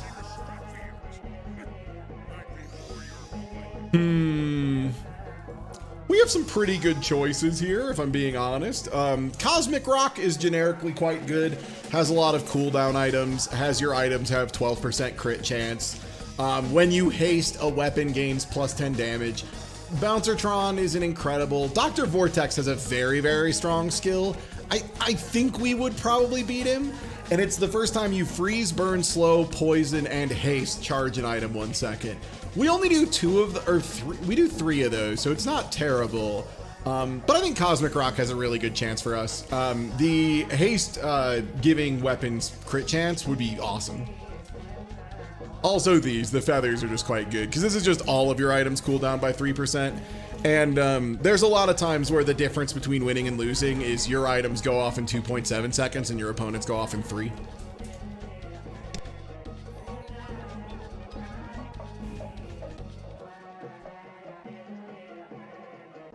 Wow, $4. So yeah, Cosmic Plumage isn't good. This is the feather you don't want. It's a charge of this when it's like too big for what it does. Yo, thank you for the resub. Okay, so gold tier tech, gold tier tool. Neither of those are incredible for us. Gold tier random is whatever. Gold tier loot. Show me the good loot. Hell yeah, dude. Free experience? Free experience and $4?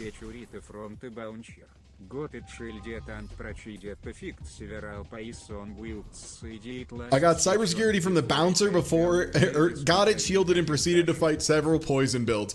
Yeah, poison is definitely the count. Like, there's always going to be a counter pick. Poison for shield is like definitely one of the rougher ones. The trick is with late game with shield builds with dually is it's actually very fast. That's the trick to it, is your gun usually goes off in under 4 seconds and it is just an instant kill if things go well. So yeah, again, this is one of those where I think a lot of newer players would go to JJ just to randomly roll some kind of power up. Fuck that. Give me 25 damage till end of the day, please. Like, fuck yeah, all my items are upgraded? Okay. Large items from Pole is a pretty big pool, and there's not too much we'd want. Skills can be crazy. Skills can just high roll so hard. Ooh, upgrade working hard. Lacracity is also pretty unbelievable because we do have pretty high crit chance. And then righty tighty's not too bad here. Oh man. Like, we definitely get the working hard value because this thing immediately hastes 1, 2, 3, 4, 5 times when it goes off once, and the cog goes off once every time. I think it's working hard. Oh, these are both quite solid. This is another thing too, you'll run into a lot of 6 one way, half a dozen the other choices. Don't sweat it too much. Alright, do we need to do anything before we kill this pig? Nope. Good luck, dude. Good luck, brother.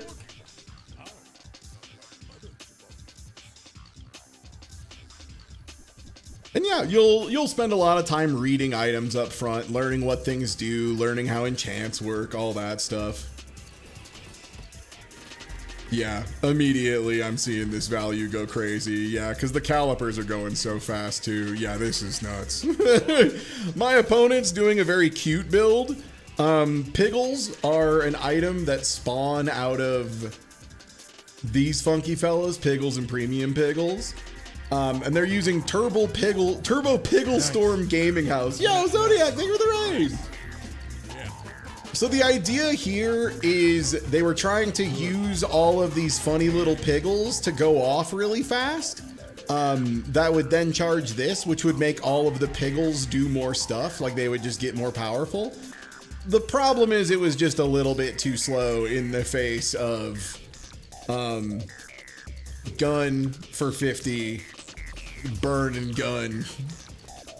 Yeah, the damage scaling is really what's getting out of hand here. Like, Missiles is doing 300 in a shot. Uzi's doing fucking 150. Yeah, our build's quite good. We have a lot of synergy working together in a pretty good way. It's good, it's good. We've been taking a long time with this run. I've been trying to explain everything every step of the way as best as I can. I want to get people like into this game and understanding it a little bit, and I think it's a little hard for someone who's not playing and just watching to get it, so I wanted to give like a really good base for people to understand like what's going on at like basic levels. So you'll notice we have 4 options here, and one of them is very fancy. So this is why you want the Temple Expedition ticket, is because it lets you go to Disney World. Important thing to note, it doesn't use the ticket. You can just sell it for 10 bucks afterwards. So it's 10 more free dollars.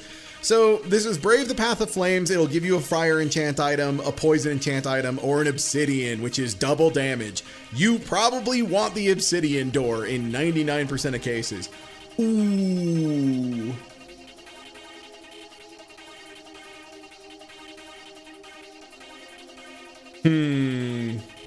So this is a guaranteed level up. I'm thinking we want to go to shield missiles. The one thing we don't really have a ton of at the moment is survivability. And the way missiles is scaling, if we get shield from missiles as well, I think we're in the big survive. So, of these, you'll want to have some idea of which ones you can beat. We can beat Boulder Trap pretty easily. Boulder Trap is pretty slow. There's a good chance you can handle Boulder Trap in most situations. The Caltrops, you will step on and blow yourself up on sometimes.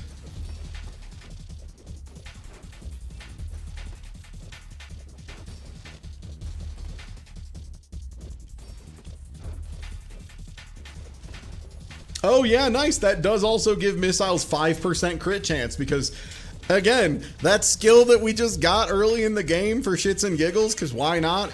Now it's plus 5% crit chance on our most important damage dealing item. That's what I'm talking about. Skills are the best.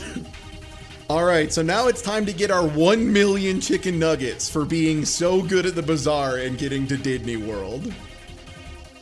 Yippee! Okay, so we got the big buck, free experience in a jar. We got a cinders, which is great, and we got a sharpening stone, which is great. Yeah, let's just have missiles start a little more crank. So that's going to be plus damage to missiles, plus burn to the Uzi. More experience, and soon, like another $32 on top of the ticket.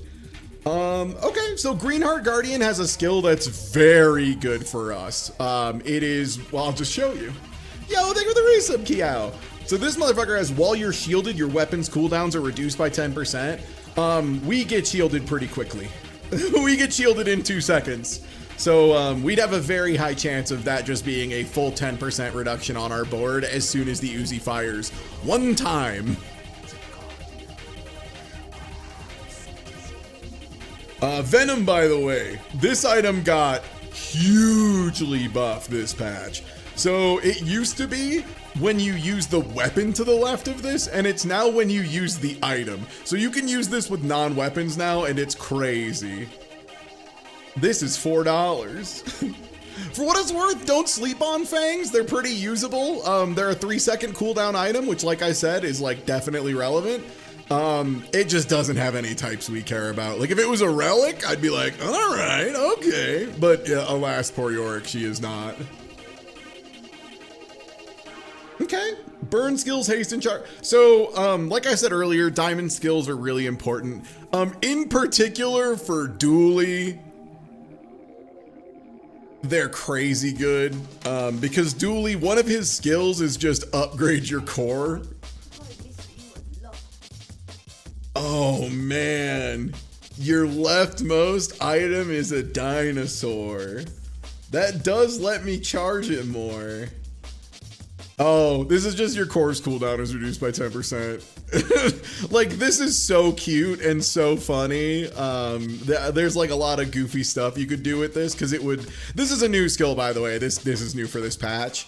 What we could do is that would make our precision calibers a dinosaur, so it would also charge our primal core, which is like cute. There's some stuff we could do with that for sure. But this core is 10% faster. It's just fucking so good. It's faster than a regular core. Oh, hell yeah. What's up? Hey, what's up? Ooh.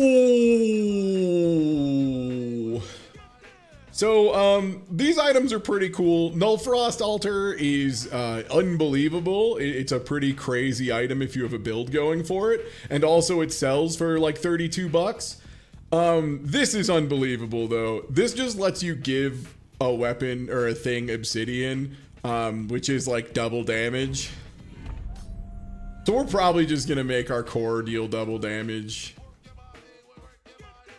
I think it's probably that. I think the core is doing more than dinosaur, especially after we level it up an additional time. Also, nice thing with Relic Core is it's not going anywhere. This bad boy stays on the board. Okay, and we have our 3 slots open for our Temporal Navigator, and we have $1 million in our pockets and 42 in the bank. Let's kill a Vanessa. Chat, smoke this fraud. My fight isn't with you, but if you insist.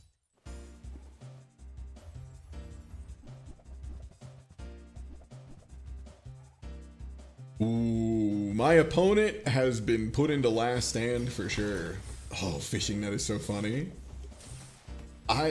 Their build's pretty interesting. But is it better than absolutely not? Is it better than ours? No, not even a little. So a thing to be aware of is, so like I mentioned earlier, you lose 1 prestige for the day of the fight you lost. So we lost day 1, which is why we're at 19 out of 20. Once you run out though, you get 1 last stand where instead of dying, you go to 1 point. When that happens, you get a choice, and one of the choices is you get to enchant an item. So as you get into later days, you have to be a little bit careful with what you do. So we are hitting the point where, Sands of Time, huh? You did get buffed. Is this anything? Is this anything? I don't know. I think it's a little too late, but I'm not gonna kick it out of bed for eating crackers, you know? 5-second double cast relic is like almost enough though. Like that is legitimately a proc every 2.5 seconds, which is like quite good. But at this point, the only reason we'd really be going to middle is trying to upgrade our missiles. I think we're at a point where gumballs are quite good. You can buy gumballs 1 at a time. It's really fucking annoying and it takes 1,000,000 years. So I'm not gonna do that to you. I'm just gonna clear out space and grab 5. So the reason I'm okay with gumballs at this point is we can get good use out of all of them. Yellows give our shield items a little bonus, green is just more health, and blue is more crit chance. So like, they're all good. And then there's also red, which is more damage.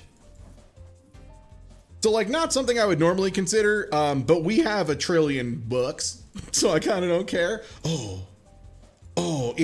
So again, this is one where I wouldn't take this rest because we haven't done our monster fight for the day. I will, however, transform Shiny Wallace into... That was something else. Damn, this could be an unbelievable item in the right build. This is not the right build for it. That being said, this could be funny. So this item used to be way better because it said use all of your cores. Regrettably now it says all of your medium-sized cores, which blew a lot of the very strong synergies it had. Sorry, my music ran out. Sorry.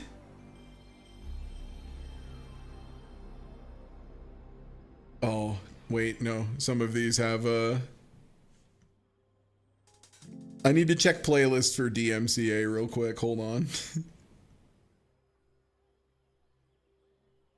As much as I just want to have old jungle, regrettably, some of these game soundtracks use licensed music.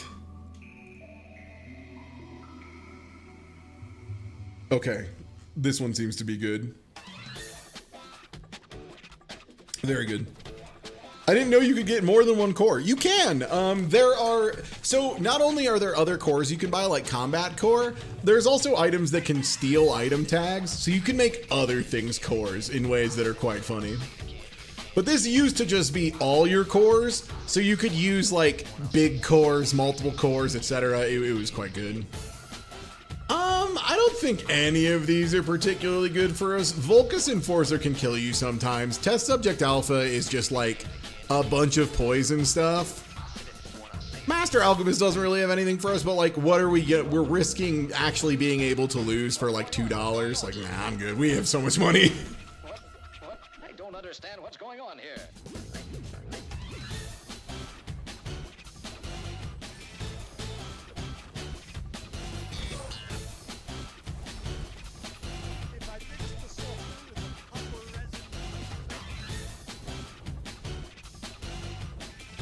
Yeah, and we're starting to really pop off. The double damage off of this is pretty nice. Damn, that SMG is so crazy. Rainbow Potion can be cute in certain builds. Folks, you love to stream and get good luck. Hattie is a very rare occurrence. You can tell because he's got a diamond frame. I can't believe I got Disney World and Hattie in the same run. God bless. I'm glad to teach people. Thank you, Raynad, who's clearly watching this and giving me blessed RNG. That is a free item, I believe. Oh, it's a free upgrade? Oh, man. Right. So this is $16.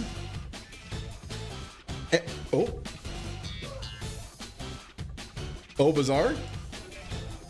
Okay, there we go. Bazaar was having a moment. I'll take the loot here. Loot, please. Yo!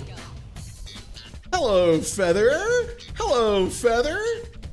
So, remember when I said if you can upgrade your core, you should probably upgrade. You were upgrading the core. So now it's 4.4 seconds of cooldown because of us using a feather and also overclocked.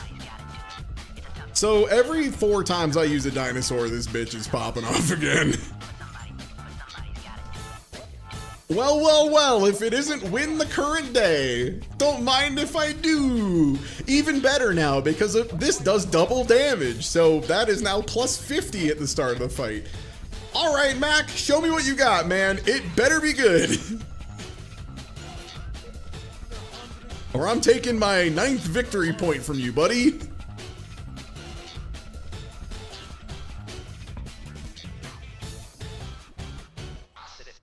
I love their build. So that's gonna copy the... Okay, that's a pretty cute idea. That's a lot of burn. Like, they're getting smoked, no questions asked. They don't stand a chance, but like, I like what they're doing. I like that idea. So the idea of our opponent's build here was they were gonna use a mirror to turn into a thermal lance and then have 2 of these things, which are just whenever it's tasted, it gains burn. The only problem is the only haste source they have is energy potion, and that's like not enough. Their idea is to make this item go off a lot. This is, by the way, speaking of items to keep an eye out for, Ignition Core Dually loves this shit. Relic Core Dually loves this shit, because this is a relic and it does burn. It's a quest item, so you have to like buy some stuff in shops to power it up, but that second line of text of when you burn, this gains burn, insanely strong. What's my favorite skill? Upgrade Dooley's core, probably? Or rigged. Rigged is broken as hell. Rigged is insane. Rigged is like crazy. Okay, Bazaar Khan is pretty good here. Bazaar Khan has some pretty silly things it can do. Namely, early on, gain 2 income and a bonus experience is very, very good. Later on, 3 small enchanted items could be an upgrade for one of our fellas. Diamond tier can be a very funny high roll. Stop giving me coral. Coral. But I'll take 3 small enchanted items. One of them could be an Uzi. It's not.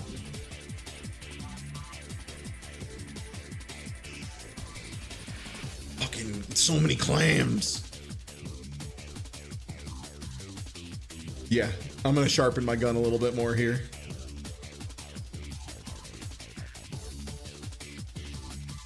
I don't think there's any poison items we want. We have $128. Fuck it, give me the chocolate. So chocolate is really only worth it if you either have nothing else to do or $1 billion, because it's just plus 150 max health. If you're pig, there's like some synergies to selling small items and stuff that can make it better. Trash Titan has an ability called Juggler that you always want to be aware of. Let me get the exact text for Juggler for you, because you're worth it. Where are you at in this list, Trash Titan?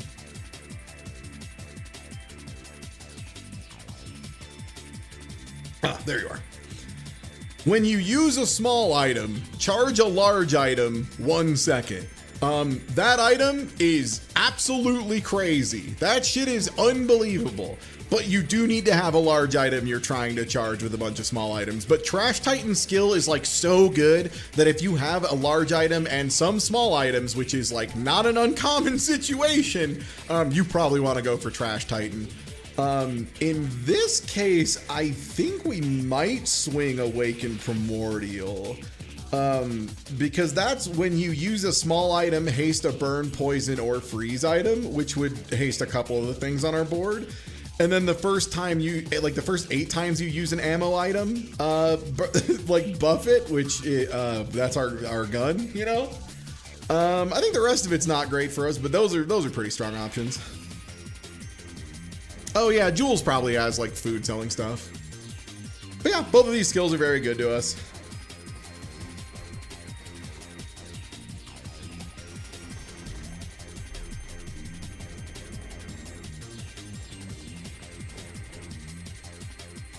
Yeah, so that went pretty smooth, and we get... Stop giving me clams! Stop it! I don't want these clams! Alright, well, especially because it's gonna be our 10th win, and we just win, I'm gonna keep highlighting.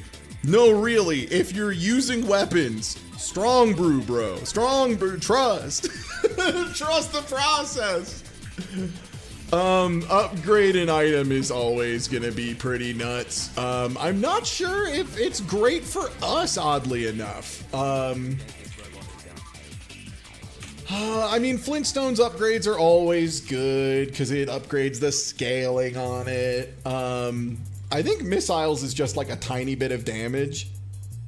Oh, it's also more scaling off when I use the core.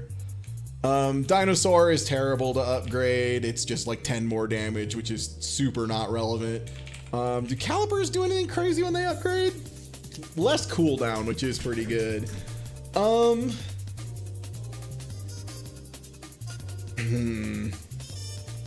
This one is quite tight between these two. I think because it's enchanted, we give missiles more scaling.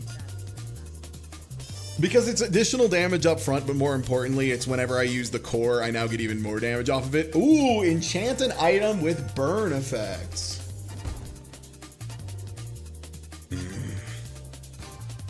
I mean, this dinosaur goes off a lot for a lot of damage. I think having this also do burn is pretty crazy. Flintstones is just double burn, which like isn't bad, don't get me wrong, but I think dinosaur is gonna add more long term. I'll be honest, I don't know if this board can lose. Like it can, I don't think it will though. So one final review before we go into what's probably gonna be our last fight. Primal Core, incredibly strong, buffs your other cores. Other cores to look out for that are quite good. Friend Core, you want to build haste gimmicks, but it's very strong. It also counts as a friend itself, which is relevant. Ignition Core is pretty good. The Core is very difficult to use, but it can be quite strong. It just is like a charge gimmick core. I'm trying to think what other ones. Critical Core, you have to be a little careful with, but the main thing to know with Critical Core is you can charge it with the items to the right of it. They just need to be able to get crits, so it can work out. Weaponized Core is terrible. Armored Core, you can use to carry you to like 6 or 7 wins, but then you probably are gonna sell it to switch to more explosive items like Bunker. Yeah, Weaponized Core is ass. Just don't take Weaponized Core. Launcher Core, the big thing with Launcher Core and Friend Core is you want to be doing a gimmick with them. Launcher Core, you either just want to get everything flying and looping as fast as possible, where like everything charges the Launcher Core, which charges everything else, and so on and so forth. What other cores is there? I feel like there's like one I'm forgetting. Friend Core's Companion Core, that one's quite good. Critical Core is quite good if you play it right. Ignition Core can be solid, it's just a little more narrow. Yeah, I think the big thing is just don't take Weaponized Core. It's like such a newbie trap. It seemed, so the problem with Weaponized Core is it only gets charged by items to the left of it, and then it only scales items to the right of it, and it scales them very slowly. Remember this, how this guy is charging off of everything on our fucking board, and it scales everything on our board, and it like makes the things next to it work with itself. It's such a different layer of design. Well,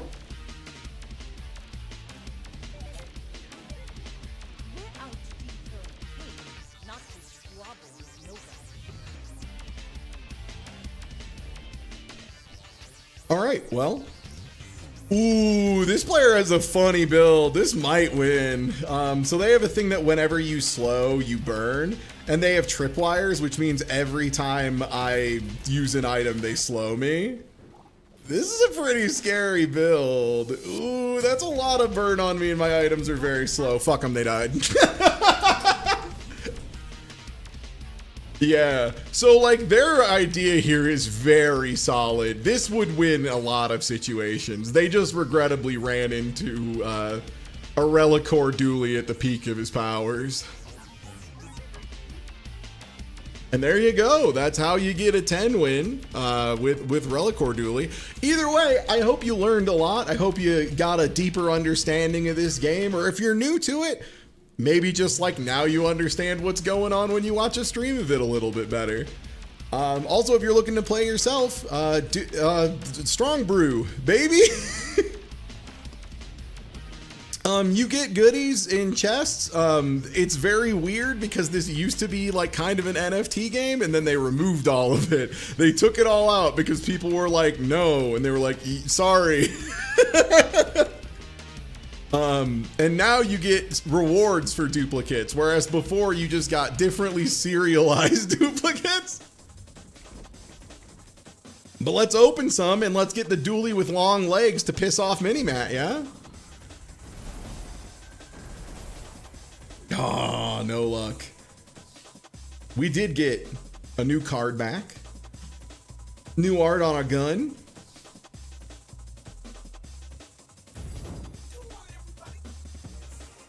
Oh, Dooley's great. For what it's worth, I think Dooley is like the most fun character. I don't think he's the best, but I think he's the most fun and the most flexible because the cores essentially mean like when you play Dooley, you have to know at least 3 different characters and like how to run 3 different cores because you don't get offered all of them each time, right?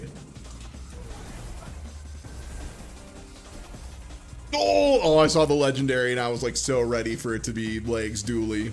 Instead, it was a duplicate jar.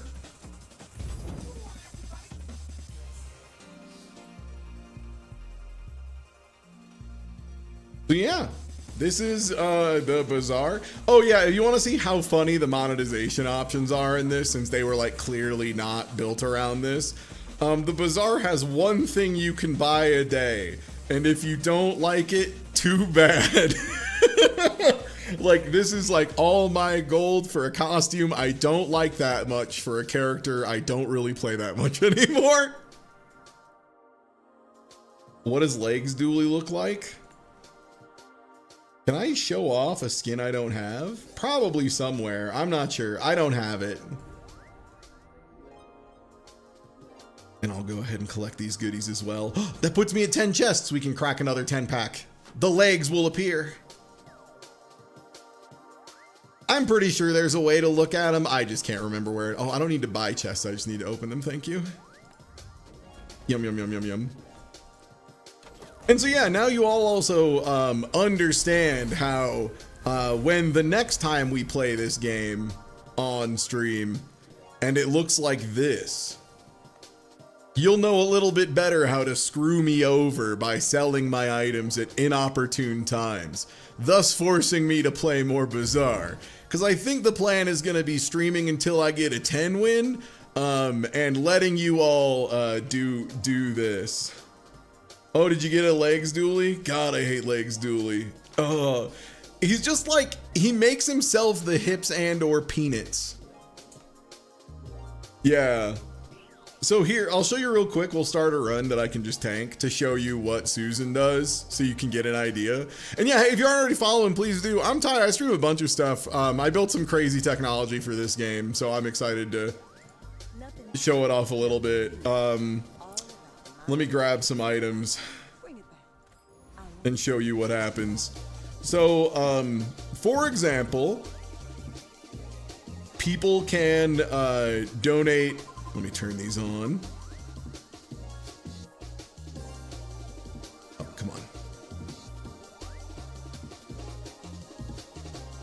So people can go for specific ones. Like if someone wanted to sell slot 2, they could just tip that amount. Sell slot 2.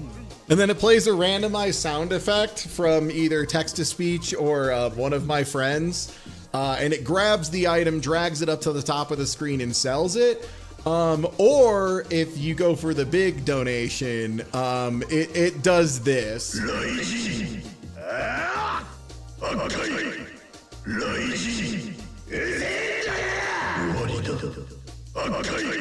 Holy shit. Is it gonna whiff? Nice.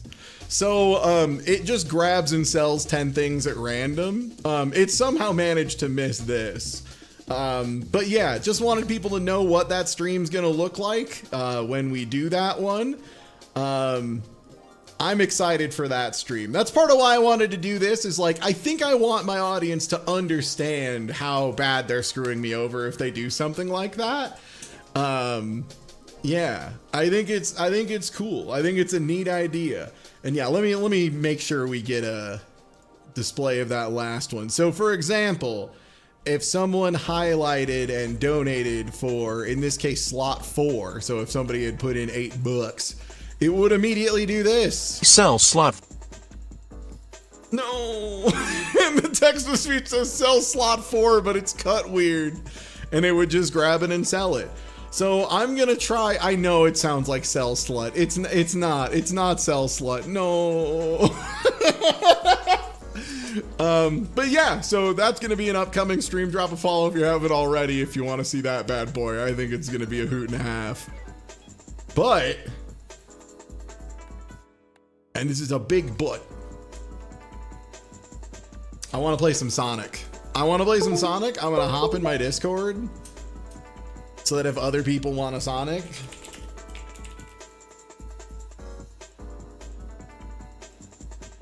oh wait, caps lock is on. Hold on. Okay. It's time. Gamers, it's even better than there's not a festival going on. They buffed your favorite item. No, not Sonic Fall, guys. No. They have not offered me enough to do that again. No, it's the good one that I really like. Sonic Racing. This game is like mad good. The biggest problem is I still think it's too expensive. But I think once it goes on sale a couple times, this is going to be a really strong recommendation from me to most folks. Let me go ahead and get the game capture working.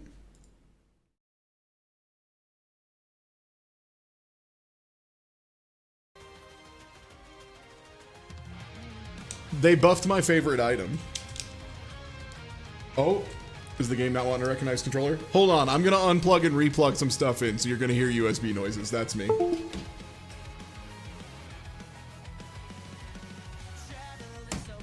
This is also me. This is also me. There we go.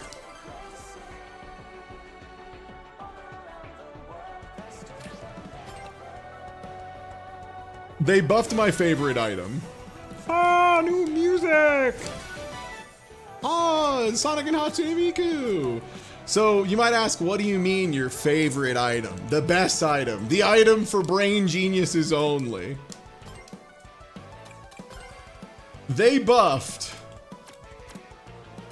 quick recovery, the best item in the game, baby.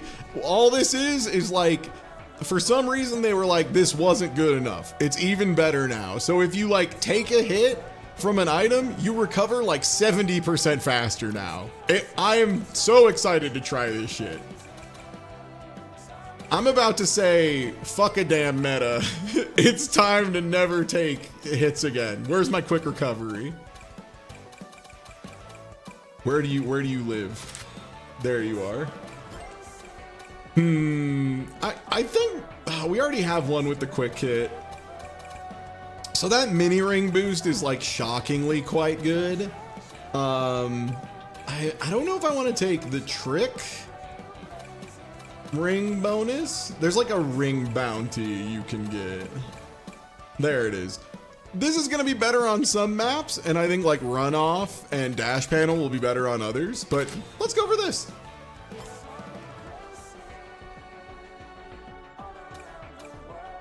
Oh yeah, I could run online, I think, somehow. Where, there it is. Yeah, there's also a gadget for, oh, I have to be legend. I have to play in the thing. How do I run a room for everybody? Do I just create lobby? Free race?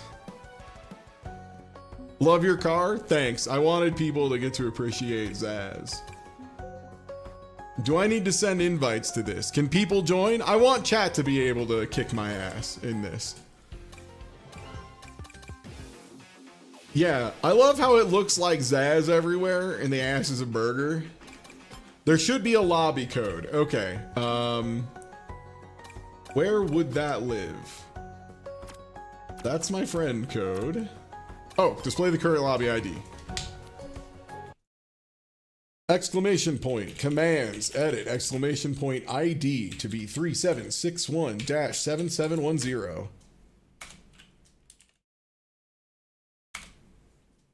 There you go. All right. I love Zaz because I think he fucking sucks. I think he's the worst. I think no one likes him and they keep putting him in shit and I can't explain it. One sec. I wanna... No, you know what? I will use the terrible wagon. Okay, I have the right stuff on.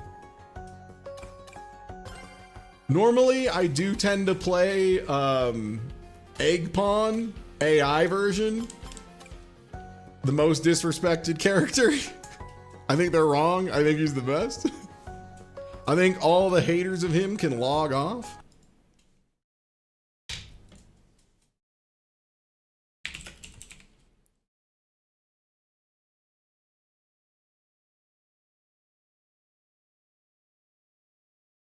All right, sick. I'm just gonna start a race and I'll post in a few places and tell people they can hop in. Egg Pawn rules. Oh yeah, by the way, I switch the language I play this game in like every 2 weeks. It makes a lot of the voice lines better and more fun. Oh, I just get to pick. Okay, that's cool. We can do SpongeBob. Everyone can witness SpongeBob.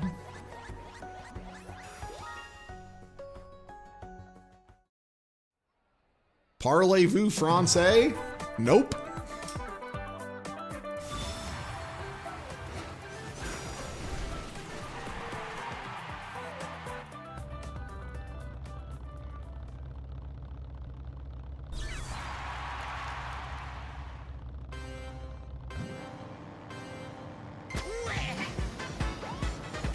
Oh yeah, this game has incredible music customization.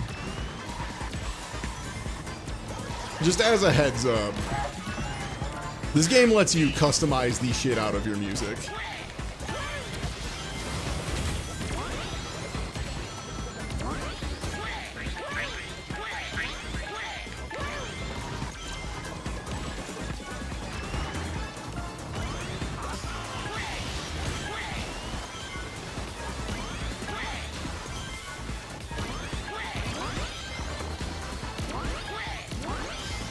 Nice, not too bad.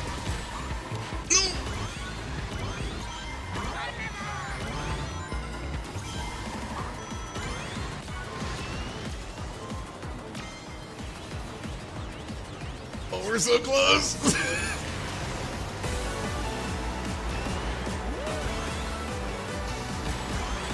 Yeah, it just lets you customize a big playlist for everything, and that's really what I want. I just want there to be like as much variation as possible. Oh, roll back! So this game's drifting is really technical. Oh, I'm getting duffed. You can do a, oh my god, quick recovery is so good. I love quick recovery. It makes me go from being in first place to being more in first place. Oh my god, King who? King Boom who? This shit rips. It's the best day of my life. You're gonna need more than one butt meat cutter to get rid of me, buddy boy.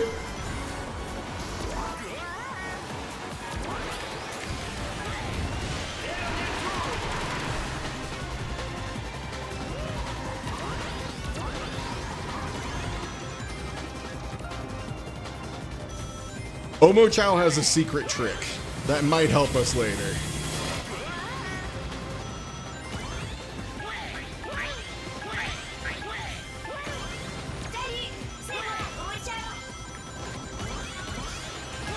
I wasn't sure if that counted as running off the road, and I needed to be sure we were good.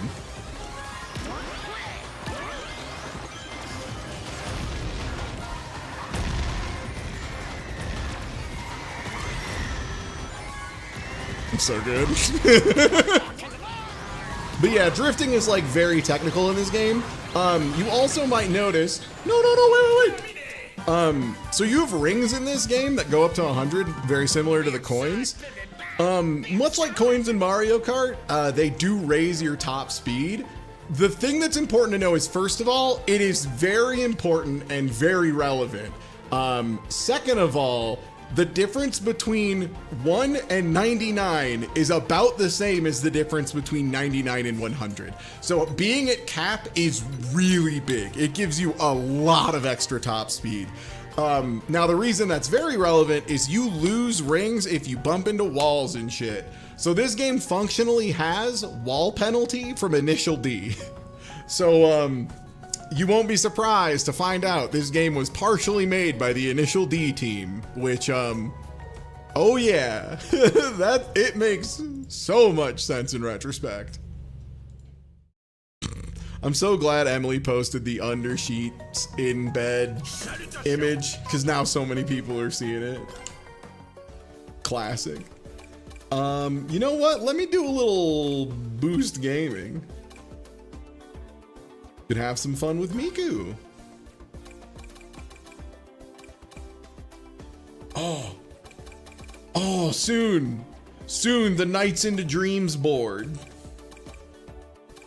Soon I too can transcend gender, like Dreams or Daisuke Ishiwatari. So stats are different between the different boards. I'll be real, I think the stats are like, they kind of come out in the wash unless you're going for like world record. Oh man, the burger paint job, hold on. The burger paint job, it's so whack. Oh yeah, I need a stupider horn on this. Great, one day I'll afford the aura. Oh, I want to change my character too, there we go. SpongeBob. No, I want the stupid guy who sucks and mostly just goes.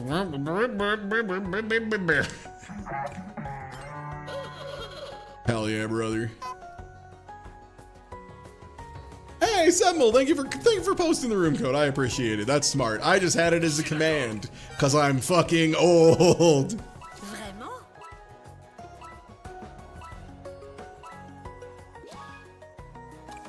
Okay, well, we did a little SpongeBob. Let's do egg. Pins are the future, Grandpa. That's like something Silver would say. Also, immediately, first impulse. Quick recovery gamers stay winning. I now just get to race and be good at the game, and when I get hit by something, it doesn't feel that bad. I feel like I simply have to outclass everyone, that's what I like.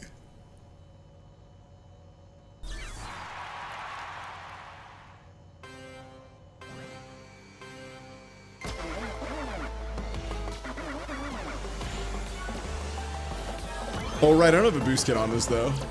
That's what I meant to switch out. I meant to put drift charge. Whoops. So a thing to be aware of is the different types of vehicles play so differently.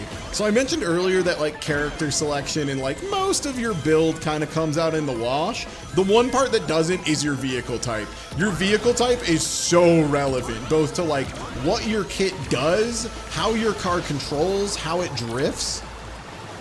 Like you'll notice this surfboard, like I'm just kind of boosting all the time. Like if you want to get really into snaking, check out Extreme Gear.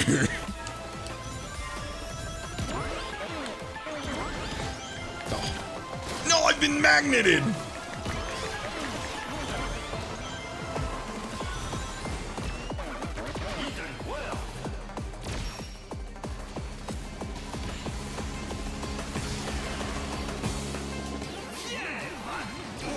All right, which frenzy?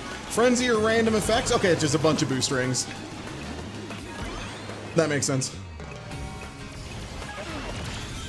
I needed to be in front of the person in second so that I could target the person in first. My game plan was I need to target first. I'm not catching up otherwise. Oh no, I'm in the bump zone. I'm in my big board and in the bump zone.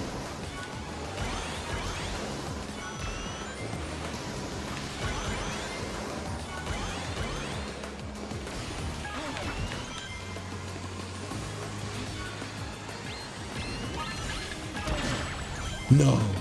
Oh, right, quick recovery. That's good for me. If everyone gets duffed, it's kind of upside, I think. Oh, this Extreme Gear without a build for it is not shaking out good. Meanwhile, I see them holding up the Tornado, and I don't want to run into the backside of that Tornado. Oh, I boosted too early. I could have dodged the slime otherwise. Oh, that's so bad. He's so smart.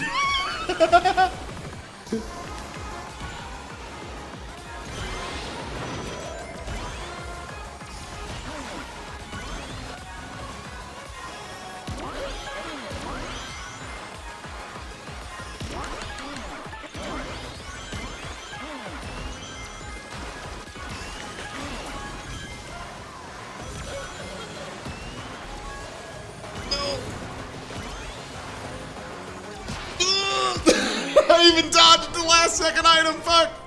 That was good. That was good, damn it. Good stuff. Can't be mad at that.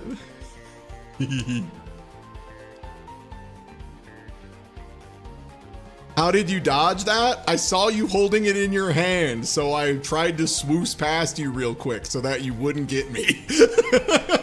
I was taking advantage of the fact that you were clearly trying to smoke me.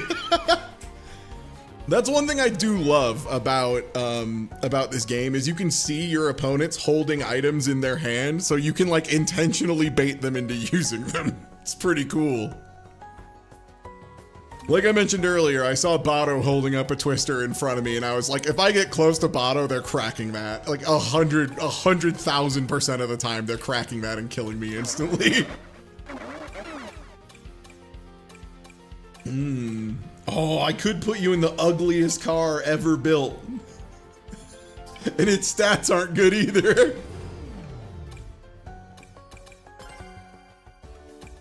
And yeah, room code is up if you'd like to join in.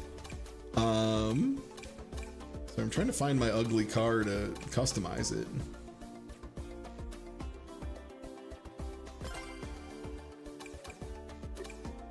Can I make it uglier? Oh, that's the II car. Oh man.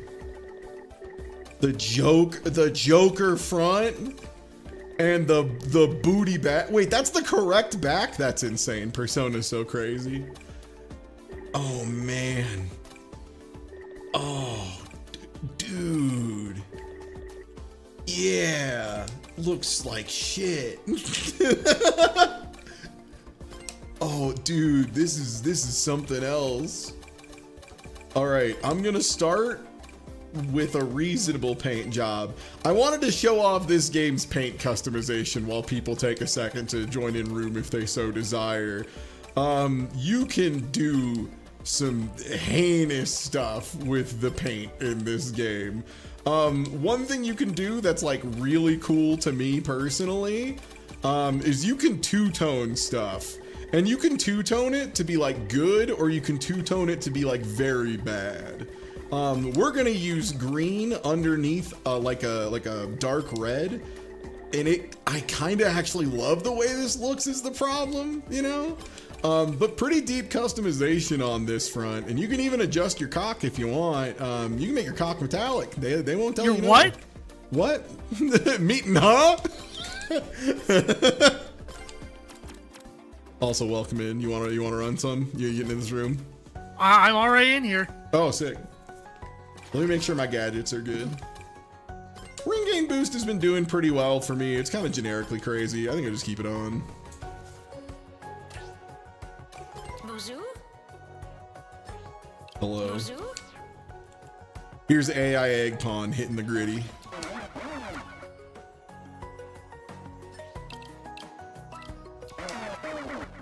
Also, I will say, almost all the stickers in this game, very good. I think the only ones that are a whiff is there's like one character that just has, like, cut out JPEGs from another game. I think like II. Oh, here's another thing that I think is neat about this game. I think there's one bad map in the entire game, and its name is Minecraft. Every other map in this game so far is really good. And if you don't buy Minecraft, you don't have to worry about getting Minecraft. Unfortunately, or fortunately, depending on how you look at it, I got streamer privilege and they gave me the deluxe pack that has all the DLC, which regrettably means I had to get Minecraft.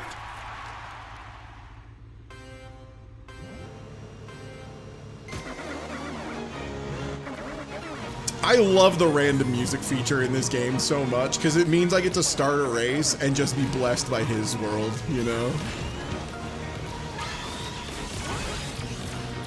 No, I got my butt cut off halfway through my cheating.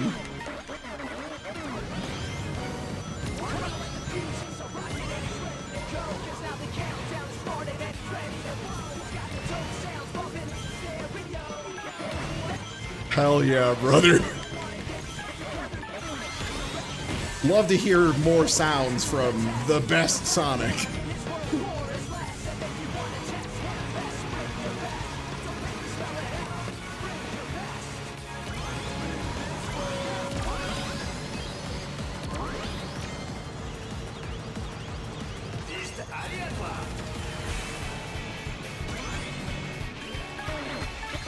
No. Nice.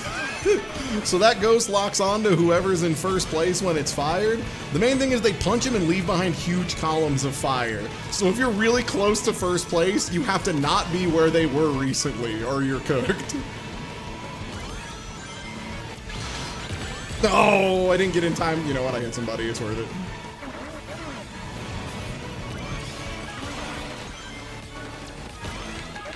Bacchus. Oh, sigh. That's a guilty gear joke.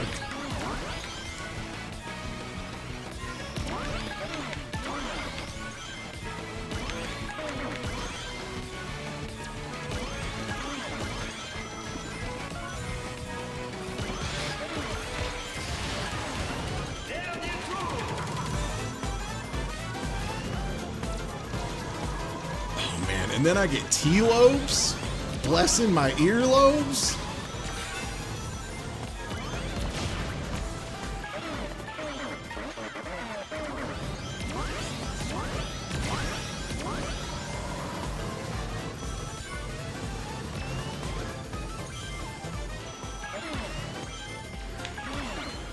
Oh no, Yeah, did you own yourself? No, I was like trying to go through the portal and I whiffed it in a way that I like legitimately wasn't sure if I was gonna go through it or not. I was like, huh, this is like a hard 50-50 on whether or not I'm gonna get to do this. The answer was no. Oh no, sandbagger, no, got sandbagged. They nerfed sandbagging pretty hard, God bless. Sick grind, thanks. Yeah, I love to hit the 50-50. Bow. GG's. If I got through that portal, that might have been a little different. Probably not too much. I might have gotten like second. It was like a case of I was a little offline to get the ramp in the middle, and then I like thought I had it, and then I didn't have it. Project L? Is somebody named Project L in this lobby? That's so funny.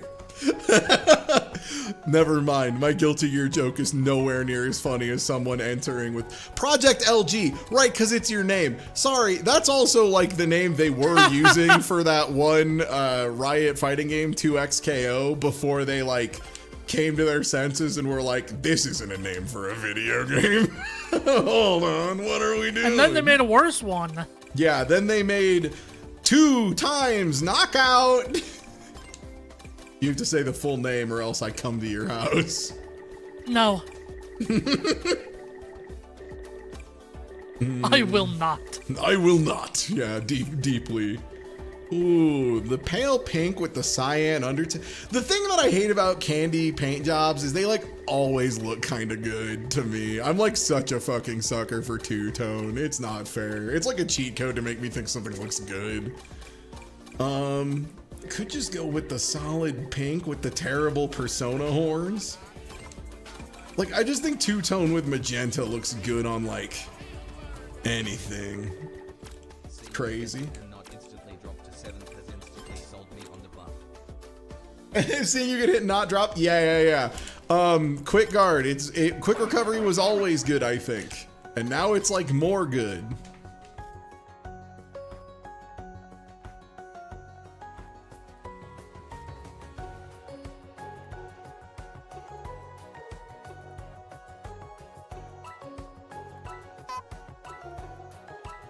Yeah, I mean, I already said early in the stream, I think the biggest problem with this game right now is it's too expensive, but I think that was the same case for Sonic and All-Stars Transformed when it came out.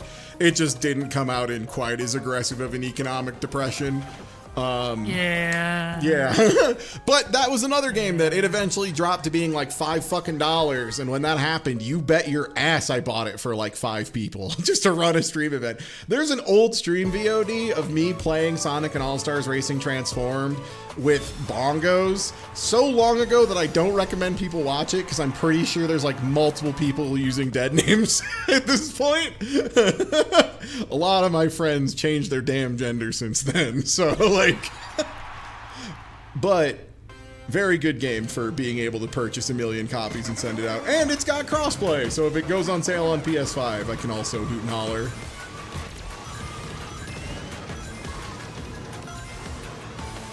Yeah, I'm on that dirty pair shit. This VOD is from like 10 goddamn genders ago.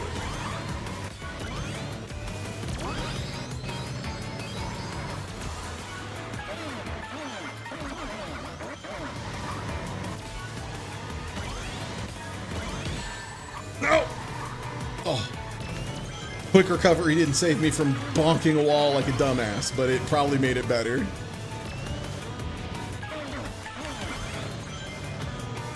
Is my timing bad? It is, but I'm nasty with it. Yeah, nice boost. Nice use. Don't snipe me. Don't drill my butthole, please. Wow, that's the whole team here, huh?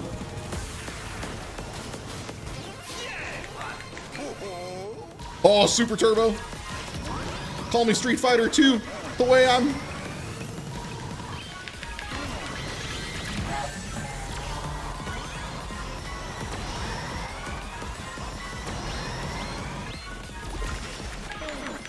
No, I've been slimed. I got stuck on the inside in a really goofy way there. Hey, man. Hey. Please don't kill me with a monster truck. Please be done being in a monster truck. Like, I know, God forbid, women have hobbies, but please get out of the monster truck.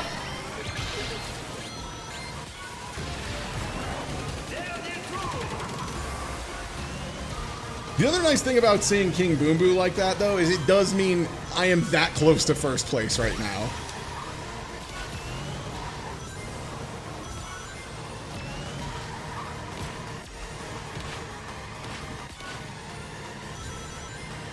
I'm so used to running drift kits though. Yeah, you got me. I was in the middle of a pile of like 17 people. There was no way I wasn't eating an item there. Why did they give me this? Are they sure? 5th place and he gets to be a dirty little cheater?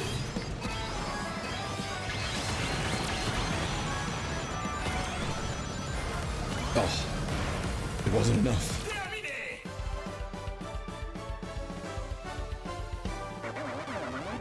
Oh, Oh, the rainbow pads give you off-road immunity. Oh, I didn't know that. well, that was interesting. That's like the 3rd time I've gotten to use Monster Truck this entire game, so I like don't know what its properties are, how it works. Spotty, was that you up my ass as a Monster Truck? I hated that shit. Stop doing it. Don't do that. I hate it.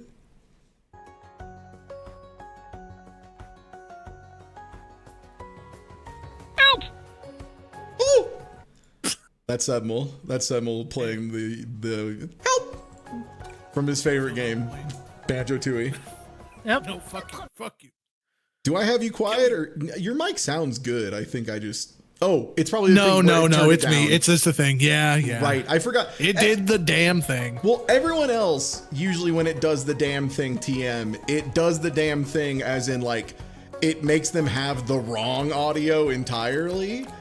Yours is just you get real quiet, which is like honestly Yeah, no, my mic, way a preferable. ghost invades my microphone and just turns the physical gain on my actual microphone to 0 somehow. I don't know how. It just does every time I use anything that uses a microphone. Yeah, you can swap drift to maintain it. Yeah, you just let go and then repress it pretty quickly. You have like a pretty generous window to do it. Are you in the room, by the way, Sebel? I am. Okay, perfect. Do you like my Game Grumps? Oh, are you playing Ichiban? Yeah. Nice. Bonjour. The other thing I love about playing the AI characters is everybody who plays on PC uses them for mod slots, except for me, because I'm not a pussy and I want to play AI Egg Pawn, the genital destroyer, Egg Pawn. The Inwettener. That's right. So everybody else sees me as playing like, I don't know, like some Sonic the Hedgehog character no one's ever fucking heard of. That's right. Being the dynamite. Hey, I love being the Dynamite because he's a duck and that makes no goddamn sense. Why is he a That's duck? right. He's a Mark the dynamite polar ducks. bear. Okay, Mark the polar bear. That, yeah, no one gives a shit about that guy. Mark. This guy said Mark. Mark. Yeah, Marcus Bear. What's wrong? That's his name, right? Sure. I don't fucking remember him. What do you expect from me? The whole point of this bit is that I don't know this bitch other than he exists in Sonic the Fighters. Bark, right? It's Bark. I think it should be Mark. I'm fully on board with Mark. God, I was laughing too much and I drove right off the fucking edge. My plan, it's working. Yeah, you got me. Damn it, this is what I do to people in fighting games all the time. Real. Well, now I'm like way in the back. Let's see if I can do it. Let's see if I can make it up. I mean, that's a pretty unfair item. I will just let it rip. Oh shit! It's a jungle. I know. No, Egg Pawn, I'm so sorry. I didn't mean it, my brother.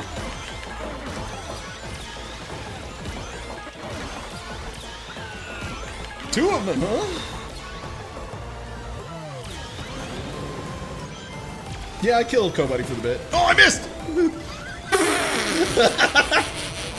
Shut up, shut up, shut up! Was this also part of the bit? Shut up, shut up, shut up! No, shut up! Yeah, I'm feeling so owned right now, Ty. Oh, I didn't do the... No, I got my butt cut off when I was going to use boost to cheat, and getting your butt cut off, like, removes your items, removes your ability to drift, and, like, cuts your acceleration to 0. Oh, it's so bad. Wow, you use your butt for more than I do. Dude, I know, right? I do love that they took advantage of the fact that this game has two-piece cars you can put together by having there be an item that just cuts off your butt meat. It's smart design. It is, yeah. Oh, fuck. Great news, everybody. I've killed Sonic the Hedgehog. Proud of you. About time someone did. No, I've got a magnet! Fuck! This was the greatest Void Wisp that has ever been launched in human history by anyone. I can't believe that. No, even with quick recovery, I got duffed on like the last frame. You know what though? Even getting duffed on the last frame, never mind, I got shot a second time. Damn, I was so close to like sneaking back in the third. Even then, taking 2 hits right before the finish line and still being like 5th? Quick recovery, keep it up. Yeah. Not too bad.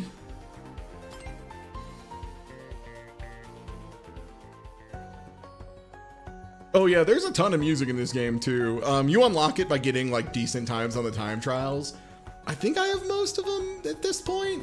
I mostly wanted to get Sonic 06 music and Sonic Colors music, and then like everything else was like, yeah, I'll put it in, I guess. But like those were the ones that I was like, must have.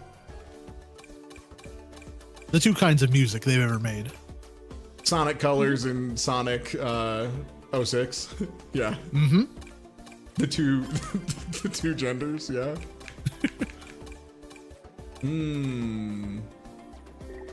I need more tickets so I can buy more ugly cars and make more uglier cars to please chat. Okay, this is pretty bad. Hold on. No, that looks good. That looks cool. Hold on. That looks badass. Uh-huh. It looks bad. I'll give you that. Oh, I could make it burger mode. The Krabby Patty. Yeah, I think I'm into the Krabby Patty paint job. Hatsune Miku! Let me go ahead and put the most important thing on the car, which is the beautiful smiling face of my perfect son. Now, when I'm pulling up on anybody, they know who's about to get him. Some kind of hamburger man? Some kind of weird hamburger baby.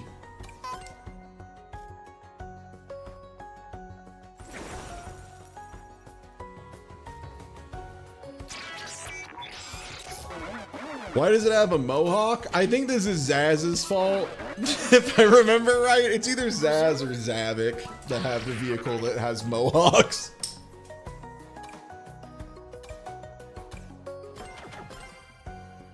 We haven't done Mall yet. I love them all.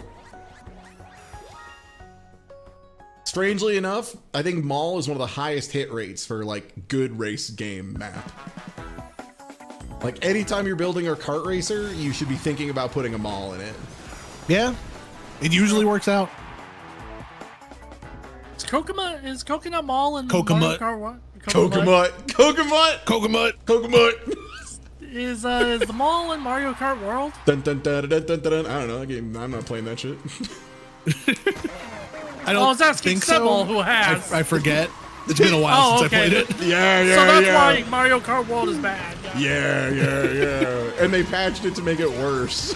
Unlike this game, which they patched to make it way better because they buffed quick recovery.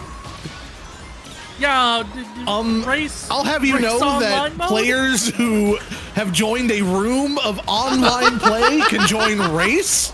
And I will thank you to take back your words, inaccurate as they are. Dumbass. He's got you there, Ty. Yeah, I should have. This game doesn't have that. Yeah, you can't have friends race in online mode together. It's impossible. Oh my god, quick recovery, you're the best. Quick recovery, you're the best item. Yeah, drill my ass, see if I give a shit.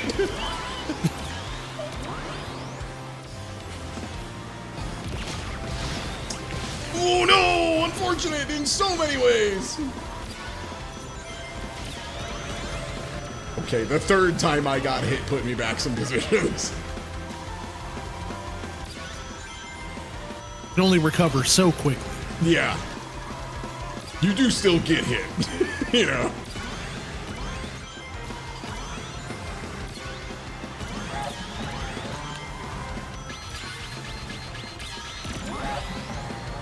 Did not want to get clipped by that. Damn, I must have chosen a really bad path there. I lost a ton of spots over the course of that. I gotta learn the optimal path for this map. The struggle on any of these for the dum-dum aphantasia gamer. Yeah.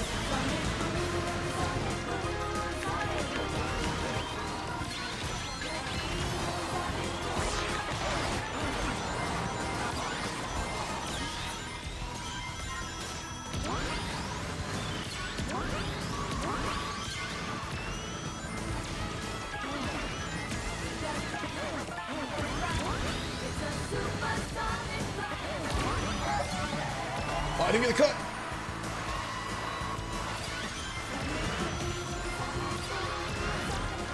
Please, 2 unfair items. Please, 2 unfair items. No, I got the dog shit Void Wisp. I got a fucking rock that means I can't shoot anybody. Ass. Void Wisp, you're so trash. Get out of my life, you little purple bitch.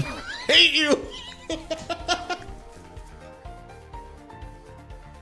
Get the feeling you don't like. Never mind, I got second place. I'm the fucking best, baby. Void Wisp never Thank you, Void Wisp. fails. It's all because Void Wisp sucked in the rings. What does Void Wisp do? That's a great question, chat. Anyway.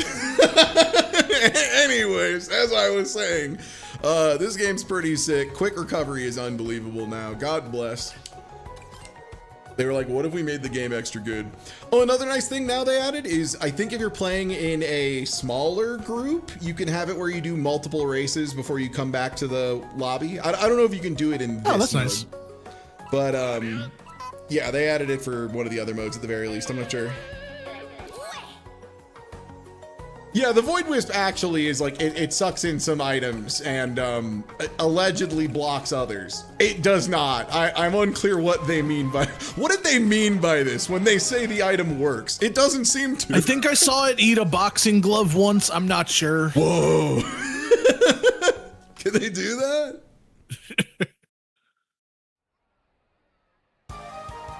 Yeah, no, you're right, chat. The thing I gotta give up to Nintendo is that modding in the option or adding in the option to change the volume of the music, and instead of having it be a 0 through 10 slider like every normal fucking human being who's ever put volume into a game, it's normal. You want to make it louder, right?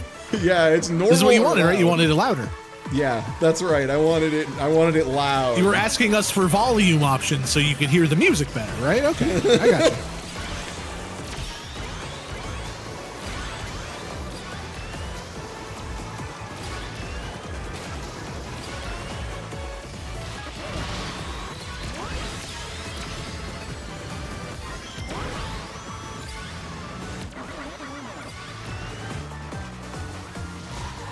But yeah, this game just feels so good to play. I'm really taken aback by how I used to feel about Transformed.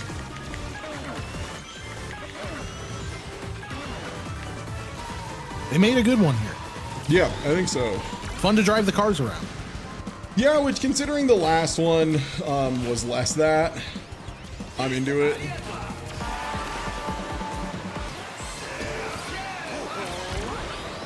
Oh. Infinite boost frenzy. Oh, I see. It is boosting time. So the thing I do love about the infinite boost frenzy is it always takes your secondary slot. So if you pick up an item, it incentivizes you very heavily to just let it rip and not sit on it. Yeah. Which I love as someone who loves to punish sandbaggers.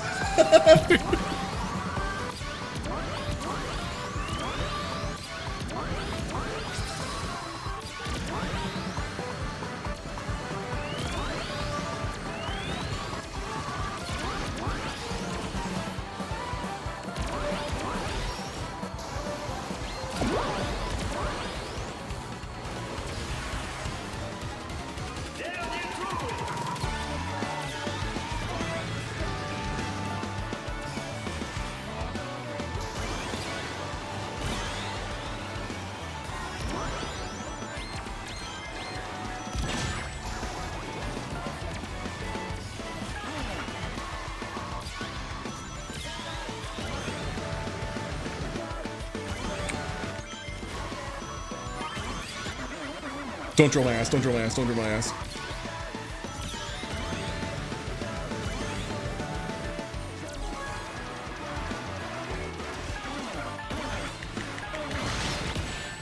No, I accidentally threw it forward when I was trying to do this. All according to plan. Tragedy. My block didn't work out and now I'm in like 7th. Fuck, I messed up. Better than me.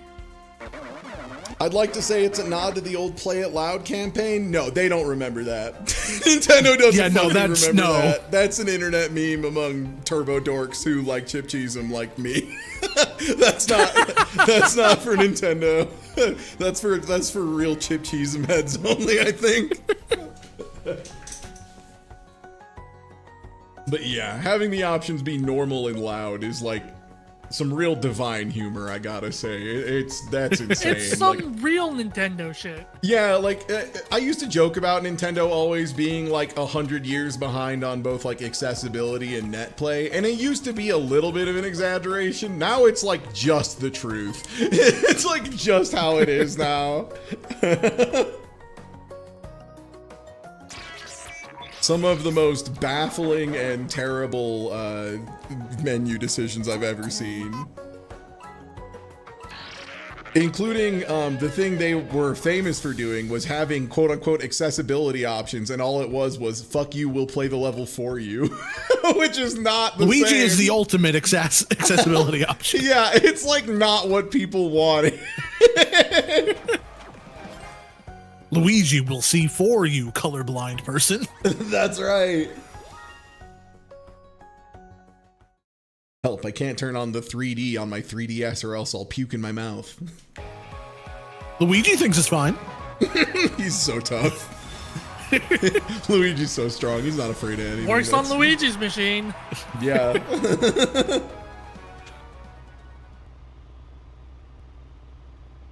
Yeah, I think that's the other thing is like every time I've played a game that has a like I lose a couple times and it goes, hey, do you want easy? I take it as a, hey man, go fuck yourself. Like, I don't need to be backseated by a game. I understand there's difficulty options. I'll think about it. Like, I gotta give it up to Devil May Cry 3 because the American release of that game was so overtuned that I don't know a single human being who played the original PS2 release of Devil May Cry 3 US, not special edition, and didn't have that prompt come up. Yeah. So for anyone who doesn't know, Devil May Cry 3 is a character action game, and it's like a pretty tough one. But it follows a pattern that's pretty common in those games of when you go from normal to hard, it's not just like the normal little jump up of enemies get a little harder. Like, they assume you've played the game before, and the first level will kill you very rapidly if you fuck around. Like, it's scaled for that. So Devil May Cry 3, United States original release, just shifted the difficulties up by one. So like, normal They made was hard normal, they made normal easy. Yeah. So like, it forced you to play the first level on hard mode, which is not how you're supposed to play those games, even a little. Nope. And then they, after you lost like 3 times in the intro stage, because there was a Grim Reaper that was supposed to be a New Game Plus enemy, it would be like, wow, you suck at this, bro. You want to go on easy?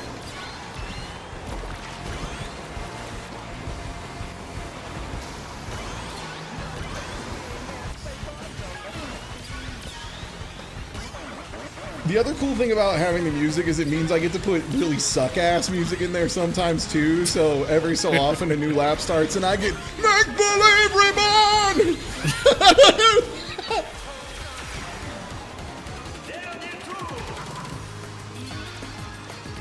Hell yeah. And then I get Wave Ocean. One of the best songs from 06. A game that's only redeeming quality actual is the music, and that's like a standout good one, I think. No, but check out my mod. It makes it good. It makes it better. Man, the number of times I've heard that baloney. Yeah. We made it good. Are you sure you didn't just make it boring? Because if you fix that game, you just make a really fucking boring Sonic game. That's the real riddle of the Sphinx. Yeah. A lot of people seem to think 06's only problems really are that it's buggy, and no, I would go as far as to say it's that just not designed good. Yeah, it's like not a fun or interesting game like most of the time. Oh, I got magneted so bad right at the end. I have no idea what position I'm in. It can't be good. Oh, I'm in dog shit position. Yeah, I see you there.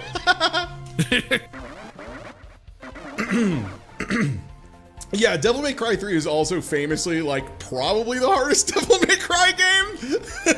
Yeah. To give you an idea of, so there was another change they made on top of scooting the difficulties up by one, which is crazy. So in Devil May Cry, there's items you can get. I think they're like gold soul orbs or yellow soul orb. It's a color soul orb. Yeah, it's either gold or yellow. Yeah, and what it was you could buy it, and then if you died in a level, because levels were pretty long in that game. Like if you're not speedrunning, you could easily take 20 or 30 minutes to finish a level. And the way they normally work is if you die, it then picks you up instantly and you get to continue playing from there. Like that's how it works. It's just like Dante gets knocked down, gets a full health refill and stands up and goes, let's try that again. And like you just get to keep fighting.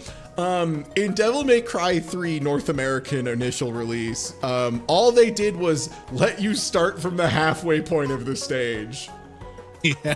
That was it. And if you didn't have one, you just had to do the whole fucking level in one shot, which, hey, some of the bosses in that game are fucked, especially on hard. The boss fight you have to do to get the electric guitar, I have seen so many people just hard lock on for hours because you have to do the whole level beforehand to get one try. And that boss does a very short tell that leads into a damage floor, and if you're not fully in the air the whole time, it's like a third of your life instantly. It's so crazy. Yeah, some of those levels are so long. it's crazy. Like, it's a game that I'm glad I played through that way, and I'm glad no one else ever has to. Yeah, it's good that they made a fixed version for the rest of the world. The rest of humanity, so they don't have to deal with that. Yeah. Part of being a better person than my predecessors is seeing when I struggled and going, I hope no one else has to struggle like that, instead of saying other people should have to struggle to build character. No, that's dumb. I'm better than that.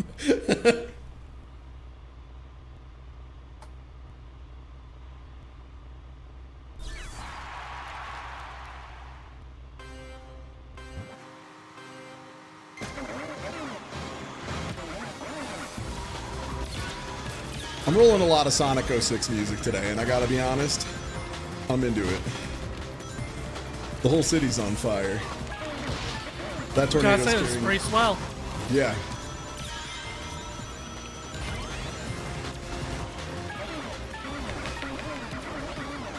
Why do I keep doing that today?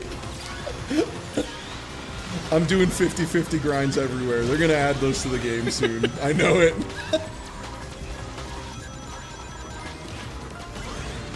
And they're gonna call it ink dropping. That's right! Mamma Mia! Ink drop reference in 2025. That's what I'm talking about.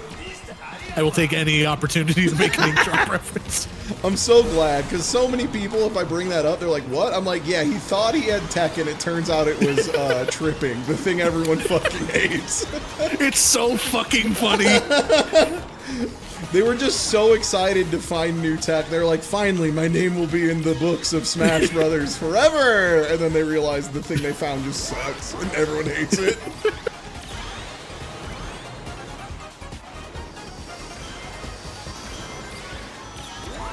I know what you're talking about. Everyone loves that mechanic. For sure. Definitely came back in every subsequent Smash Bros. Game.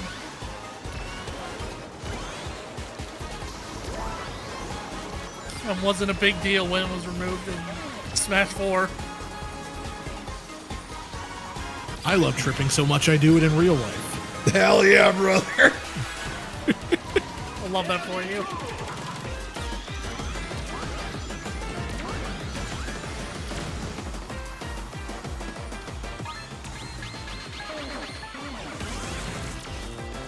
Whatever, I didn't need that ass meat anyway. Wow. Quick recovery. That's the stuff. Holy smokes. If it makes you feel any better, I simultaneously got my ass chopped off as well by someone else. Yeah.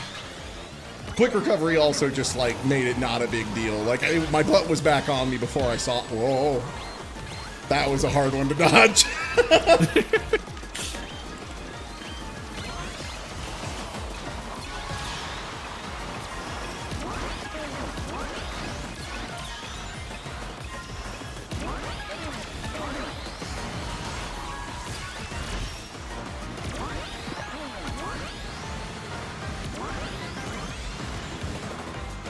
Oh, damn it.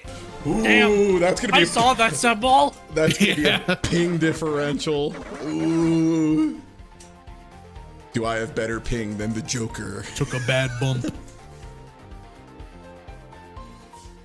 I did. I was a frame ahead of Cobuddy. Eat shit, fall off your horse.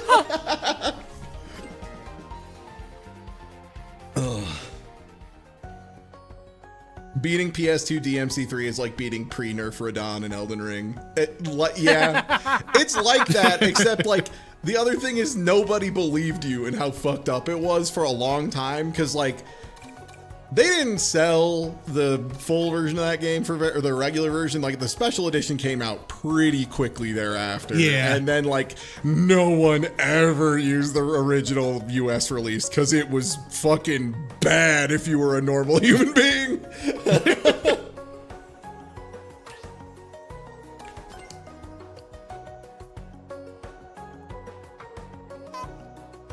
There are some other games too that would be like truly nightmarish for. Like I cannot imagine playing Metal Gear Rising like that, because like the gap between hard and normal in Metal Gear Rising is insane, especially for like the tutorial level.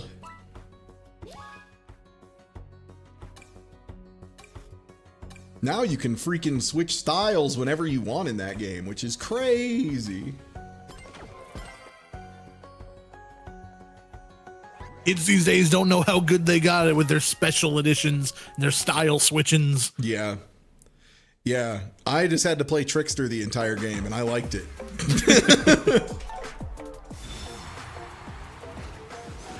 This guy didn't play Swordmaster the entire game. No, I played Trickster because I like dodging in that game a lot. I like swords. God, that's so cool. I see that Ichiban teabagging. He would never do that. Okay, he might do that. He wouldn't know what it means.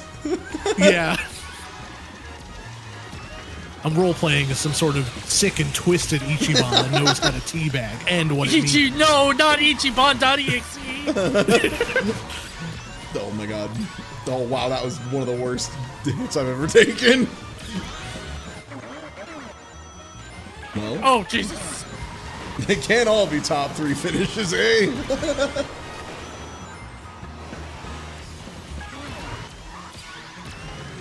That was a cool bomb. I'm glad I threw that.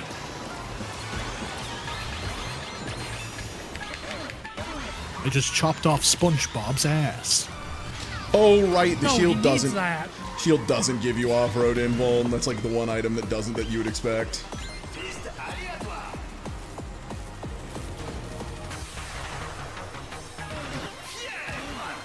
Oh, which one is it? Oh, Turbo Drift. As a level 4 boost user, I do think this is my favorite frenzy. Oh, nice.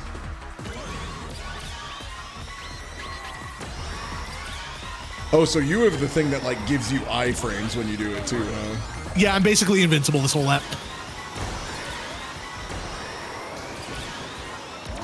It's pretty good. I recommend it.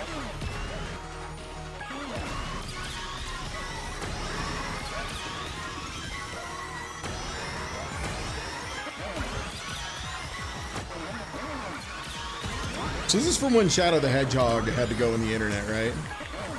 I think so. Yeah, you had to find the computer room.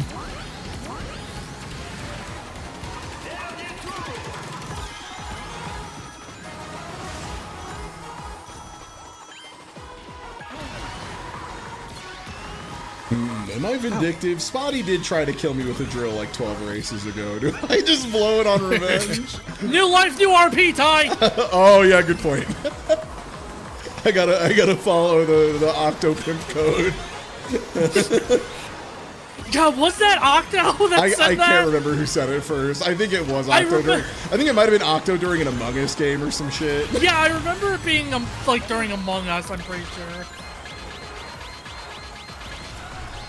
Nice try. I don't believe in God or the devil. I'm out of here. Oh my god! Oh, what the fuck?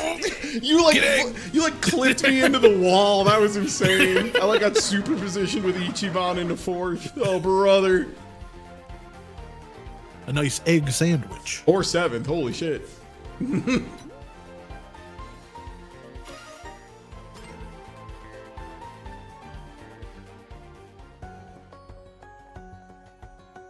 Closest I can think of is Launch Wonderful 101, where it didn't force you to buy certain moves. Yeah, people would just not buy blocking or dodging because people are bad at video games. I don't need to do that. If there's one thing I know as the truest thing in this universe, you cannot expect players to buy blocking. They will never do. They won't do it for free. Yeah. Yo.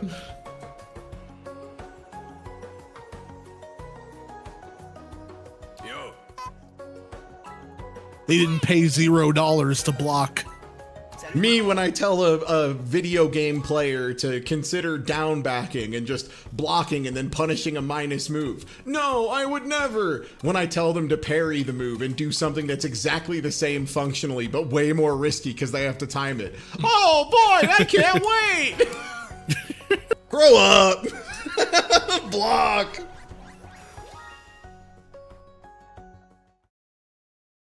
For what it's worth, offensive defense was weird because like, that move is more good to like keep your offense going while stepping around something as opposed to parrying. Like you did want to parry as your main defensive mechanic, but it was also asking people to pay for evasion, which they won't do. Mm-hmm. Yeah, in Rising it was a little less essential at the very least. Dodging is superior to both blocking and parrying. Patently wrong. play Dragon Ball Fighters and pick Videl and tell me how that goes for you. Tell me how that works out. It's not you lose, it's really bad. Here's the thing about dodging. I can punish your recovery frames of a dodge. If you're blocking and then you stop blocking, I don't get to punish you for free guaranteed. You can just start blocking again. It's just no risk. People are so dog shit at risk reward evaluation, like always, but in video games in particular, I think. Sounds like, to be fair, we need to add recovery frames to blocking. Oh, please don't. You're gonna give the Sailor Moon devs ideas or something. Sailor Moon devs. That was the, so they did something weird with the way blocking worked in that game, and in Sailor Moon Super S, the game that people sometimes play in tournament as like a bit, is, it's not a problem in that, because no one has moves that are like only one frame. Bad news about the like sequel patch they made that no one plays. Yeah. They added a character with a 1 frame standing low. And it doesn't even matter that it's a 1 frame standing low because due to the way blocking is fucked up in that game, it being 1 frame just means it's unblockable. So this character just has an unblockable low that they can just whip out whenever. It's unplayable. 1 frame unblockable, by the way. So like if you ever have any gaps in your pressure, they just mash that and you lose. It's fucking insane. And that's a game that's like famous for being crazy too. Like there are some fireballs in that game that deal way more damage if you block them than if you get hit by them. God, what a cool video game. It's so funny. That was Arxis, you know that?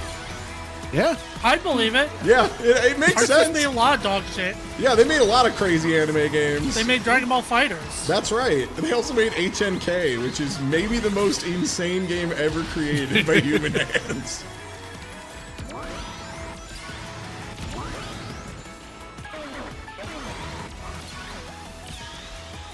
No! I was so close to doing something sick and then I was so ass! No! I lost the touch. I didn't play the game for a couple weeks and now I'm ass.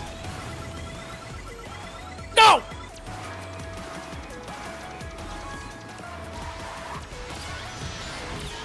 Come on, spin me up a 7. Mashing items, mashing items. If anything comes, I'm using it.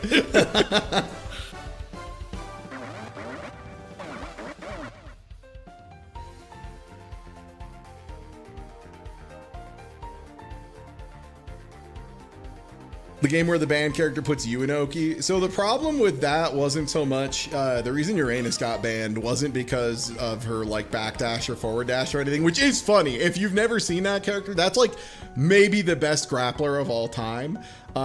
Because she can do a backdash that's like half screen and is like almost entirely invincible, and a forward dash that's also like half screen, and she has a command grab. So like literally 4 mix-ups, she can just knock you down and then backdash, forward dash, grab. And like it's real. It's unbelievable. But the thing that does Acceleration Kit have built-in quick recovery? Is that true? I think I'm in an acceleration car. I am.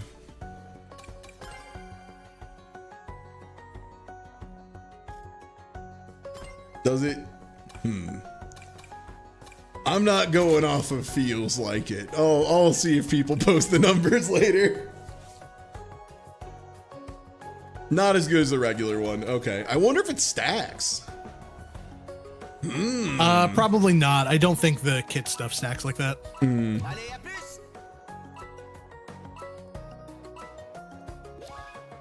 But yeah, the reason Uranus is banned is because she has an infinite that's too easy. It's like too consistent, and it just as soon as like a player sat down and took the game very seriously, it immediately was like, okay, this is just, you can get this off of like any hit very consistently, because it's just like forward dash crouch jab, forward dash crouch jab, forward dash crouch jab, which like, yeah, as soon as a more technical player started playing that game for real, that was it. Eggpon is such a beast mode character choice. Yeah, he's a sexual tyrant. That's what I love about Eggpon. An erotic terrorist. Yeah. yeah.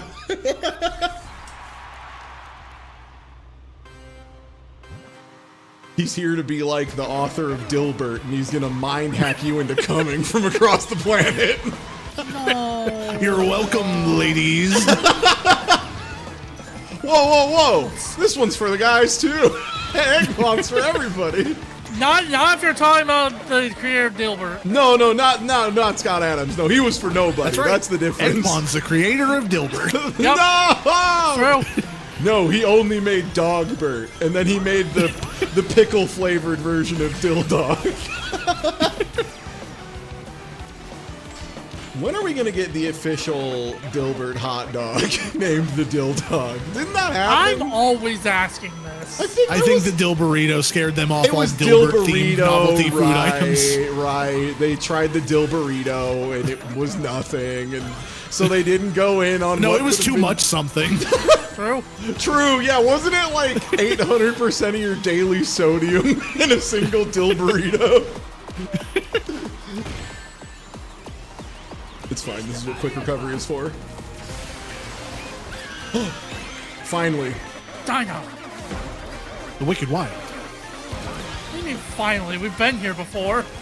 Oh no, I got fist bump from music. Oh, okay. That's important. Yeah. I think some people tried to shit on it because they were like, Hoobastank, what a silly name for a band. And I'm like, but it's like kick ass. It's so good. What I'm saying is there were a lot of people wrong about Sonic, which is usually the case I find. Yeah, that's a day ending in Y. Yeah. Yeah. Hey.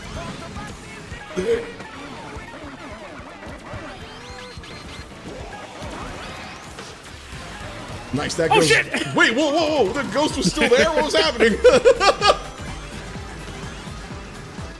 All I know is it didn't hit me. God, I wish that was. I mean, it didn't hit me, but I don't think it hit the person in first either. Yeah, I was pretty far away from first now that you mention it. Probably shouldn't have been seeing that.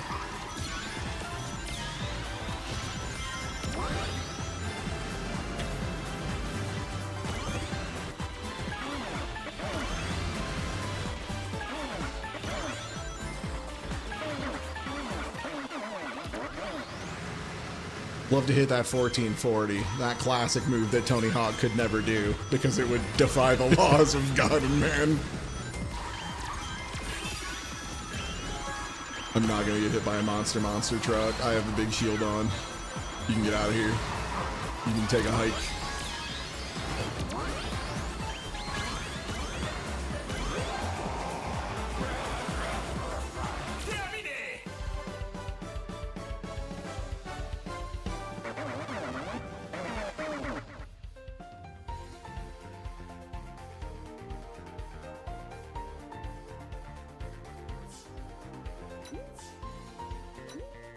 I think the craziest comment I read was someone saying fist bump was cheesy, like it was like a bad thing, and I'm like, do you play Sonic? I was gonna say, like, Yeah, do you, like, have you listened to all any of other the sounds Sonic coming out of music? any of these video games? Are you aware of Live and Learn, which is like It's not cornier than a badass like goddamn Live and corn Learn. dog? I mean, it is badass, but it's also cornier You know, it is than a badass, goddamn but not in the cornbread. way this Yeah. theoretical person is using it. Yeah.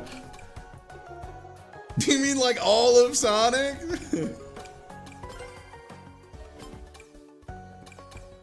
Every Sonic vocal track is endearingly cheesy, comma, except for the ones that were made for, oh, what's the name of it? The like storybook trilogy or whatever. People can Yeah, the tell trilogy me, of 2 games. Exactly, yeah. Yeah, because they just didn't make the third one because Yeah. the first two were so ass. Yeah. People can try to tell me Secret Rings isn't the worst Sonic OST until they fucking die of no oxygen, and I don't fucking care. They're wrong. Secret Rings is the worst. But the one. make-believes. Big believe everyone! Yeah, it's awful. Like, I've never, like, truly that more than anything is like Smush 39 to me. Like,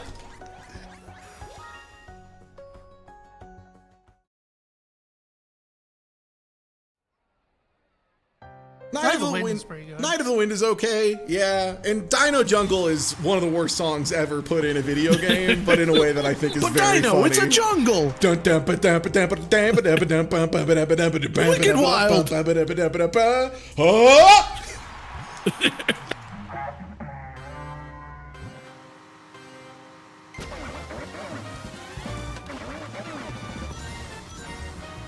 Hell yeah, Werehog battle theme. I'm listening to Hatsune Miku. Congratulations, having some fun with Miku over there? You know it. Let me know if Scott shows Always up. am.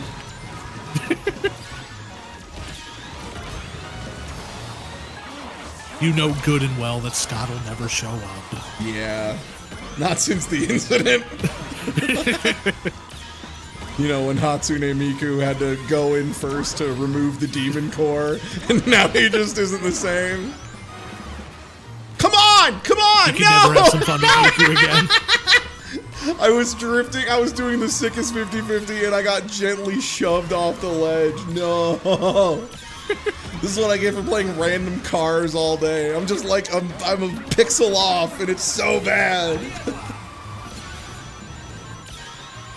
Thank you for gifting a sub too. It's a jungle. Dun dun ba ba da ba da ba da ba ba da ba da ba ba ba da ba da ba da ba.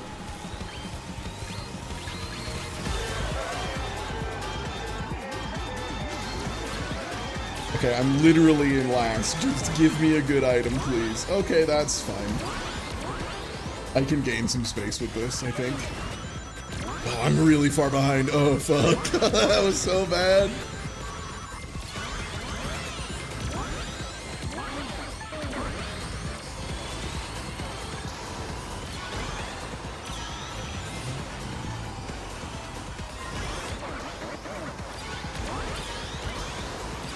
Fuck, piss, shit.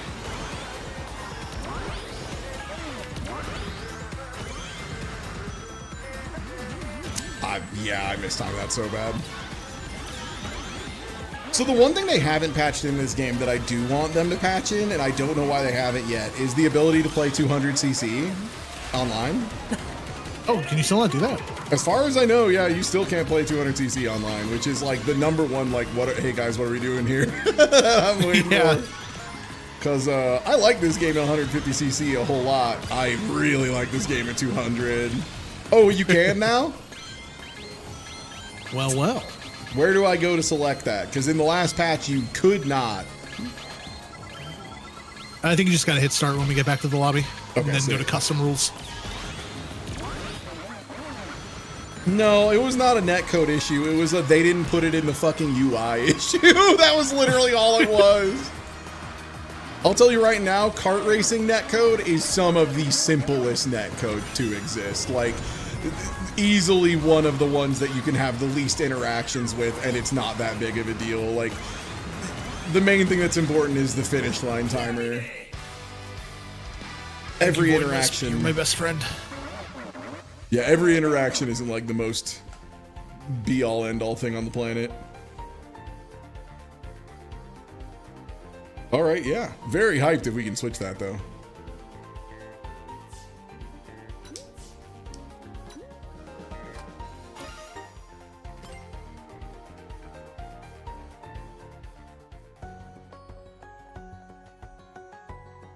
Show me these rules.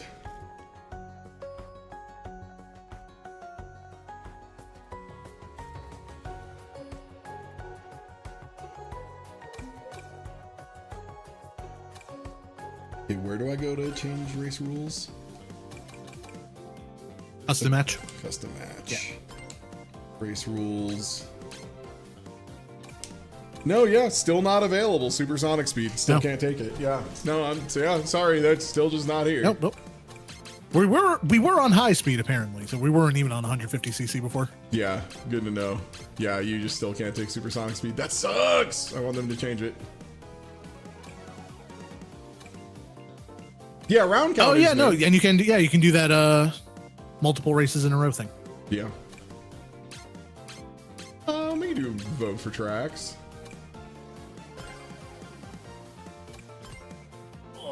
Yeah, I hope they do make that the case soon. Of being able to play 200cc. Host has changed the rules. Glad to see I'm not crazy though, and in fact you still cannot do it. Commençons.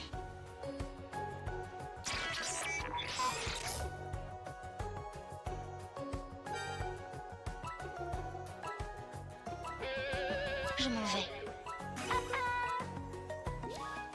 My main concern is that they might have done something insanely stupid, like making it so everyone in the room needs to have it unlocked to pick it, which would be like crazy bad design. That would be crazy.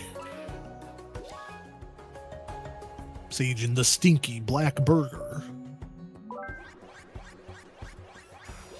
Stinky darkness baby. burger. The evil burger for Halloween. Trick or treat, the trick is you shit green. Enjoy. Yay! Also, if you take antidepressants, you didn't today. They were consumed by the darkness. Truly, yeah. Fucked up, they made a burger that theoretically could make someone very depressed. I've eaten a couple of those. Yeah. Yeah, I was gonna say that's just what happens whenever I go to Burger King. I was gonna say, yeah, that's like the Checkers experience is like, surely eating 17 burgers will make me happy, and then it doesn't.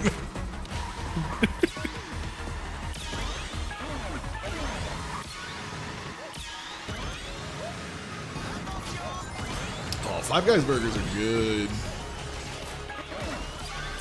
The only problem with Five Guys burgers is that they were like too expensive for a long time. Yeah. They're good I mean, that's otherwise. the notorious thing about them. Yeah.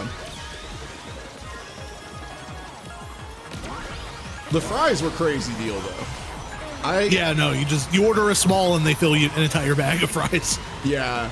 That was like, we had a Five Guys on campus near where I went to college. And we had a friend who pretty regularly at the end of a party would like go hit up the Five Guys and then just like eat a whole bag of fries by himself and pass out like very regularly. I was like, man, he's not gonna be able to do that once he's like 30. But that's so cool for now. Frankly.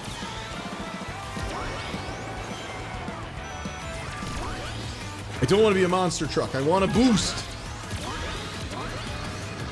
But whatever your monster truck.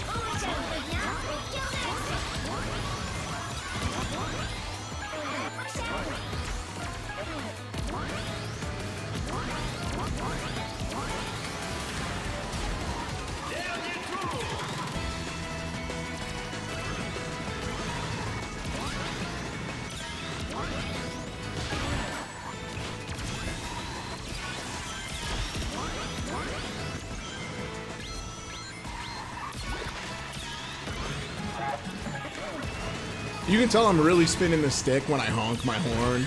If you hear the funny Yeah. Minecraft, that's what that is, chat.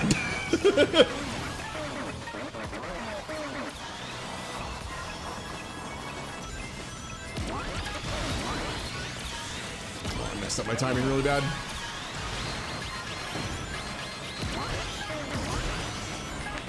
Oh god, the last second drill. Oh, I just didn't get my drift at any point during that. I got My railed monster against the truck wall. ran out as I was in the middle of the grass, so that did not work out for me.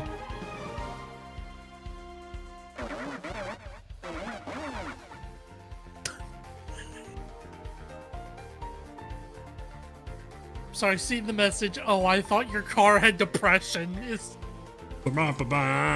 Nope, that's the goat horn from Minecraft. You might have heard of it. What's Minecraft? Not much. What's brown bricks with you? Oh. I'm always on duty. All right, now that I put it in rounds. Okay, no, we do still come back to the lobby. I wonder if it just auto yeah. fires to the next map then. Maybe?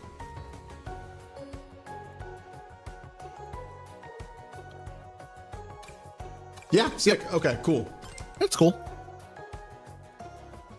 Maybe if I just put it on random, it would just auto fire too. Well, this will be stuff to test long Yeah. term. I could see that being possible.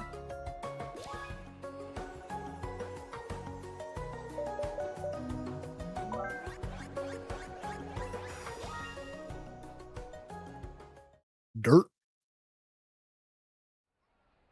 Dirt Nowinski?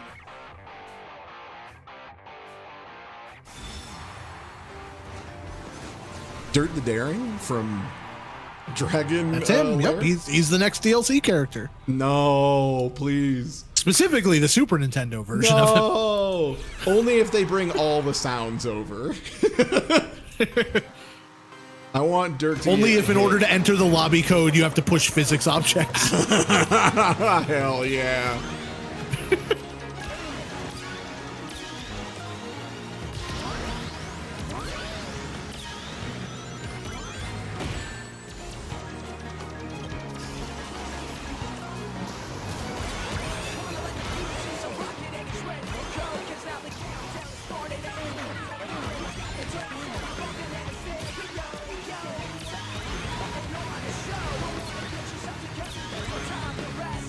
Can I throw this backwards? Yeah. It doesn't lock onto anybody. Oh, I'm sick. Hey, shit, fuck, I fucked up. Damn it.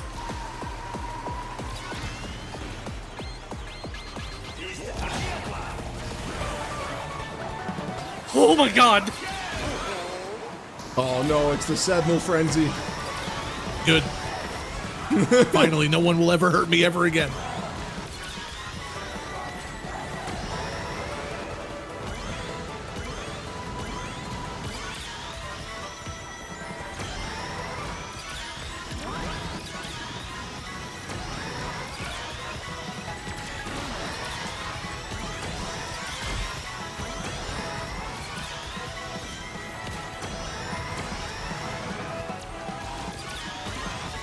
And I have Void Wisp. I'm invincible. Whoa. How can I not fuck him? And a Void Wisp? Whoa. Hi, I have a Void Wisp and my cock is huge? Does this help? You had me at Void Wisp. Real. Oh, I got hit mid-drift and it pushed me out into the parking lot. No. And then I got bumped by a fucking magnet to play at the Yeah, same time. Oh my god. I saw that. That was good. No. Quick recovery doesn't stop me from getting fucking bumped. Fucking Burger King big bumping asses. I'm not into this. Oh no, you took my item box, motherfucker.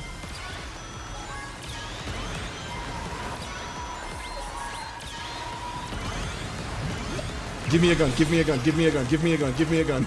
It's too late.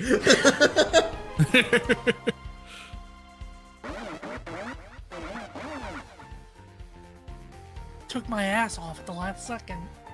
Yeah, I didn't throw it fast enough for it to actually matter, but I You did. took my ass off at the last second. I have your ass. No! That reminds you that Mario Kart Mobile added SNES sprite versions to the as racers. Yeah, that'd be cool if they made like Mario Kart World good. I think. I agree. Oh shit! I didn't even catch Gloss. Thanks for gifting a sub to Hatsune Miku. Thanks. I love your movie. She deserves it. Yeah. Also, that's not even Mario Kart World. That's Mario Kart Tour. No. Fucking phones. Yeah. They added it to Tour. Yeah, exactly. Also, funny enough, when they added Tour to Mario Kart 8 Deluxe, easily the worst maps in the game, like across the board. Most of the Tour maps were so goddamn mid. Yeah, I think only like the Ninja one was the only one I liked. Yeah.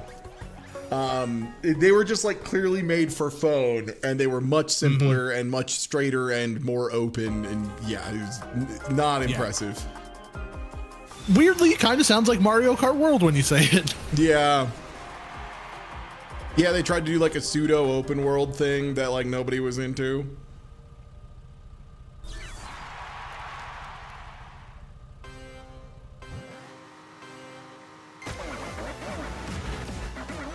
It's so funny how the universe though is like, they made a whack Mario Kart. Quickly, deploy the good Sonic one.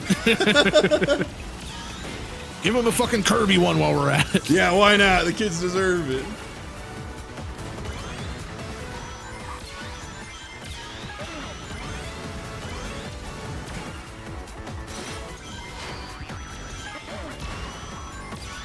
Yeah, I think what Mario Kart needs more of is more FOMO. There needs to be more FOMO-based design, I think. More things need to be on like rotating timers, and you can only do them sometimes in a way that everyone fucking hates. I think that'd be cool. Oh man, every time someone defended that shit in Splatoon to me, and it was just always the worst every time I played Splatoon, I was like, man, they're like, oh, it's so cool how like sometimes you can't play the game mode you want to play with your friends, and you know, your friends are like 40 and have jobs, so they can't just do shit whenever. Like, oh, sick, my friend who can play video games for 3 hours a week isn't available during that time.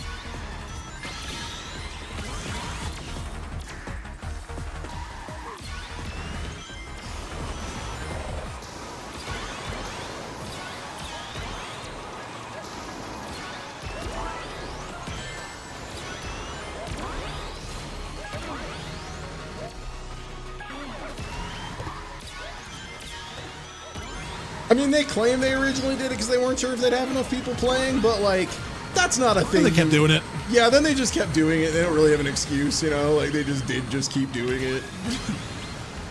Despite evidence to the contrary. And also, I don't even know if that's why they did it in the first place, or if they just were like, FOMO design is the stuff right now. People love FOMO design. People love having a constant fear that they're missing out on something. Can we give children more anxiety? That's what I want to know. How do I design this game to make kids need more Xanax later? Wow, that thing did not. Got a lot of shares in Xanax.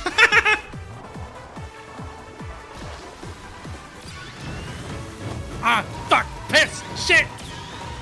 Going good for you? No. Oh. Yeah, it's just like all of CEO is like FOMO right now is the big thing. What we gotta do? Like, yeah, like no person who actually plays video games like it is explicitly the terrain of fucking ghouls who just try to abuse, you know, wallets as much as possible. Oh, that went insanely bad for me at the end. Jesus Christ. Same. I popped a monster truck and I almost got hit by the King Boom Boo fire pillars, which is like gross. That means that was way too tight at the end. Yeah, can we get the kids addicted to gambling? Can we make it like a horse gambling Good news, game? we can. All right, that's what I'm talking about. Modern society is dedicated to proving that we can. Yeah, yeah. Hey, quick question. Can we make there be a skin of Jet as an ugly turkey and it's $50?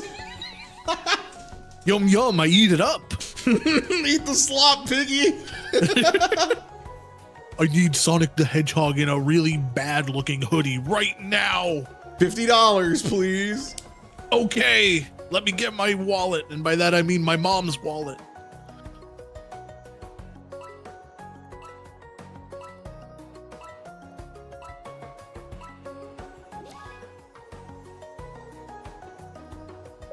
Yeah, it's really easy to get kids addicted to gambling. It's really easy to get kids addicted to a lot of stuff. That's why we have like rules that you can't do that. Yeah. That's why, like, you're not allowed to make kids work because it's like way too easy to trick kids into like working, you know? Turns out their brains ain't all the way done. Yeah. You can instill really bad habits into them and stuff like that, yeah.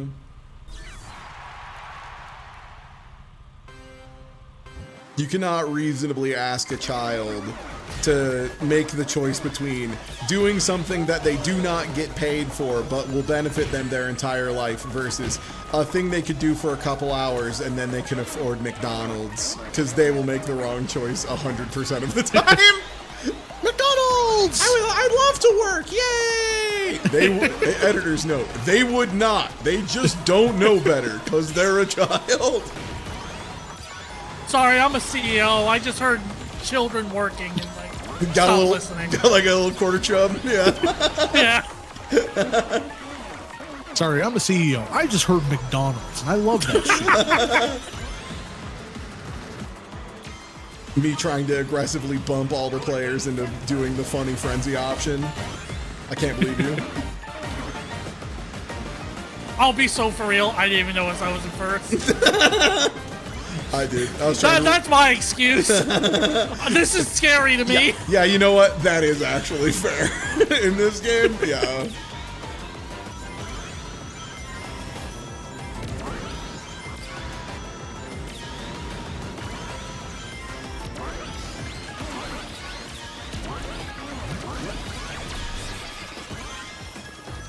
Great, I have a baby laughing at me again. I need to get this kid addicted to gambling. I'm pretty sure Dark Shower was born being addicted to gambling. Yeah, probably. Well, that's fair. I'm in second place by an inch. I should probably get hit by a monster truck. A lot of people have been hit by a monster truck for less. Yeah. I maintain they should just disable those items in the There's last so lap. much shit happening back here, Simple. Yeah, there's a lot of... We're in like 10th and also getting hit by multiple monster trucks, so... Yeah. I don't think we deserve it. Regrettably normal in the back. You just gotta wait until you get a monster truck. And then you can pull up the ladder behind you and make it so no one else ever gets a monster truck again. Generational trauma. I'm into it. Yeah. Oh, I was gonna make a Sims joke. That also works. I was making like a social safety net joke, you know? Oh, that's too highbrow for me. I'm a CEO. Sorry, I'm the dumbest class of person alive, a CEO. Hang on. I'm going to step in front of the bullet for CEOs. Second dumbest. The dumbest is investors. Oh, true. Sometimes I think about the time Low Tax explained in the plainest language on the planet how he used to absolutely scam private investors. And the thing I'll always think about is he was like, you just need to get a building and put a bunch of chairs in it. And then they come in and they go, whoa, a lot of chairs. This guy's got big plans. And then they give you the money. And like, at first I was like, very funny, Low Tax. And now all these years later, I'm like, I think he's fucking right. I think he was just saying true things. Yeah, I think he was just explaining in plain English how he stole money from the rich. Damn, the one base thing Low Tax did. Yeah. That and promoting the health benefits of delicious mangosteen. I love drinking this.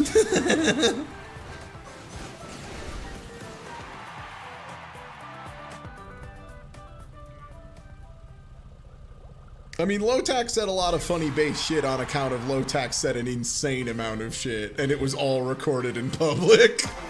Yeah.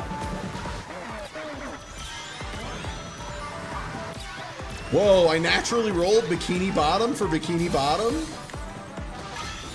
Whoa. The odds are low. SpongeBob's blessing.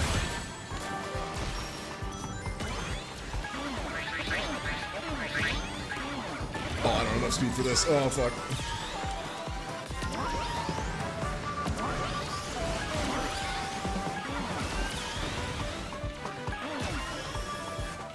I've killed Big Cat. Why would you do that? Froggy. It doesn't make any sense. They're friends. Froggy put a hit out. It was to make him stronger. It's like when Lobo Yeah. was Oh, forced it's like to Dragon kill Ball. Lobo. Yeah, like Lobo or Dragon Ball with 2 anime. Yeah, that too. It's not Goku like Lobo died? because Santa Claus doesn't have an infinite. Santa Claus okay? doesn't fart you to death forever. Yeah. Santa What- Claus can't put you in the net in this. What is it with games that have farting moves that those characters always have an unbelievable infinite? Like, it's only happened twice, but it's weird that it's happened 2 times. Yeah. Yeah. Look, there was a time where humanity respected the fart's power and gave it the respect it deserves instead of treating it as a crass child's joke. Santa getting just like a full screen infinite off anybody is so fucking crazy. I can't believe how consistently I can look at a game and without playing it once, just look at the roster and go, Minimat's gonna find an infinite with this guy. And then I'm right. Like every time. It's so crazy. I just looked at Goldrock and I was like, yeah, Matt's fighting an infinite with this stupid little bitch. I don't know how.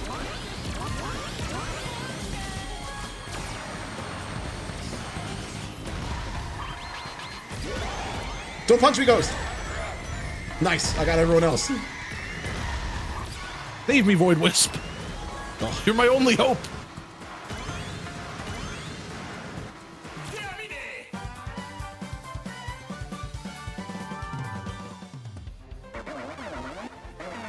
Did any of y'all play the BFBB remake?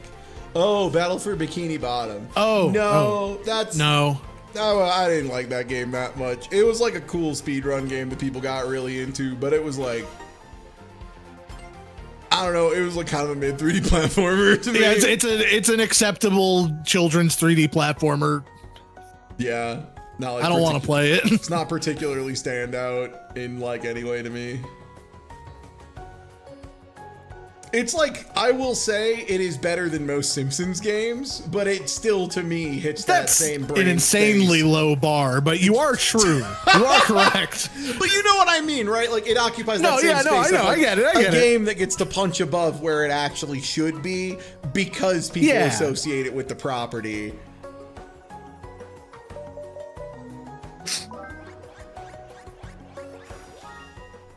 It's a very GameCube child video game. Oh, I've had cursor on screen for a while. I apologize.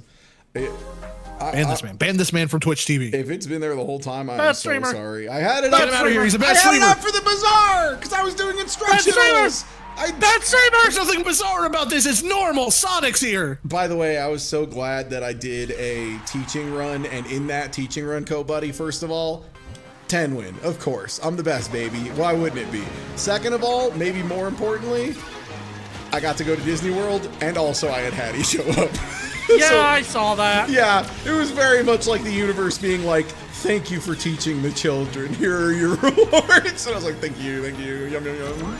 Ever since the Bazaar came out, my friends say so many words, and I'm happy for them.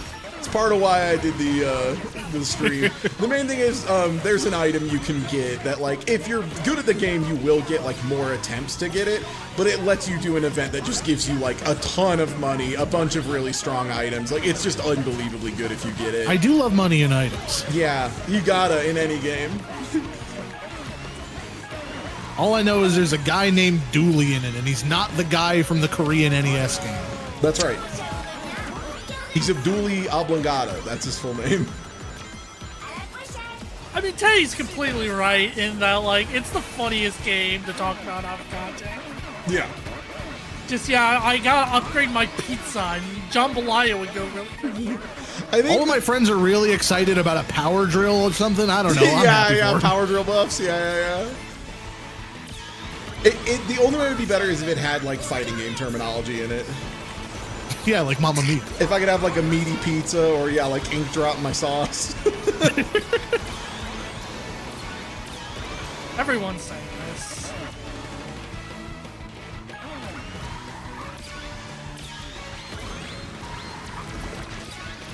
No, I've been gooped!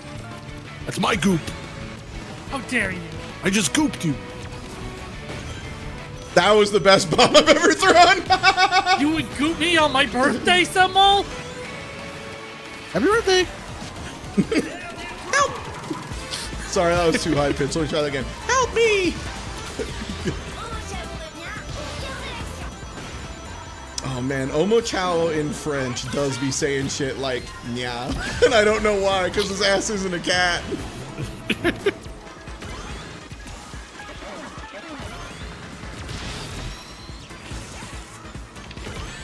No, I thought I could sneak in there. Oh, and now I'm gonna get drilled in the backside. That was the sickest flip I've done in my life. Yep, Chad, it's definitely my birthday. Happy birthday. Thank you.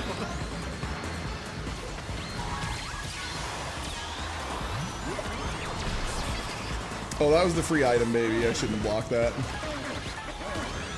I'm the free item, baby. I was in the middle of rolling items when the free item baby showed up, so all he really accomplished is making it take longer for my items to show up.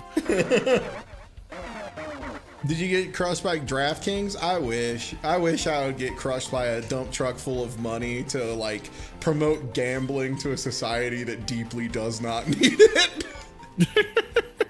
Wish I didn't have morals so I could like do Logan Paul sponsorships.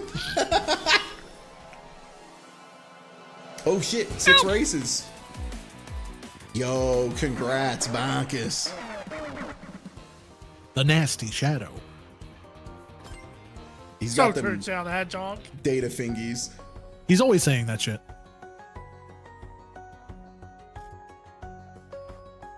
Logan Paul yeah, how stole. about- Yeah, that was gonna be it for me. I'm gonna find somebody to raid on over to. But yeah, thanks for hanging out. Also, hey, if you aren't already Yeah. following Sebmol, please do over at twitch.tv/Sebmol.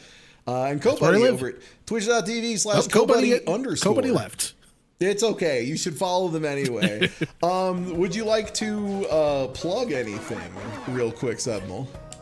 Oh yeah, no. I've been playing Kid Icarus Uprising. That game's really good. But also Sunday for the 10th anniversary of Arcade Pit, I'm going to be on Game 2 at 3:30 or 3:20 p.m. Eastern Time, and we're going to be facing against Medibot and Kaz. And also, I'm teamed up with Jeff Gersman. So hey, it's going to be good. Check it out. Nice. And yeah, speaking of that, I will also be there. But I'll be there for hosting 2 games and playing in 1, I think, currently. Like, I'm going to be co-host for 2. I think one of those is your game. I think I might be co-hosting for that. So, because Emily I is don't like... know. Smite was like, hey, Arcade Pit 10th anniversary, and Emily was like, yes, Smite. And then he was like, okay, we're doing 10 shows in a row, and she was like, no, Smite. And that's like the real stuff. So yeah, definitely check that over at twitch.tv/Smite. Also, I'll be back here tomorrow for Content Farm Friday. We'll be watching some dumb YouTube stuff, and then very soon we'll be doing the Bazaar, except you can sell all of my items and you can pay to have Susano come in and yell at me and just ruin my ability to win the video game. So that should be a good time. Thank you all so much for hanging out. I'll catch you all tomorrow. Peace. Later.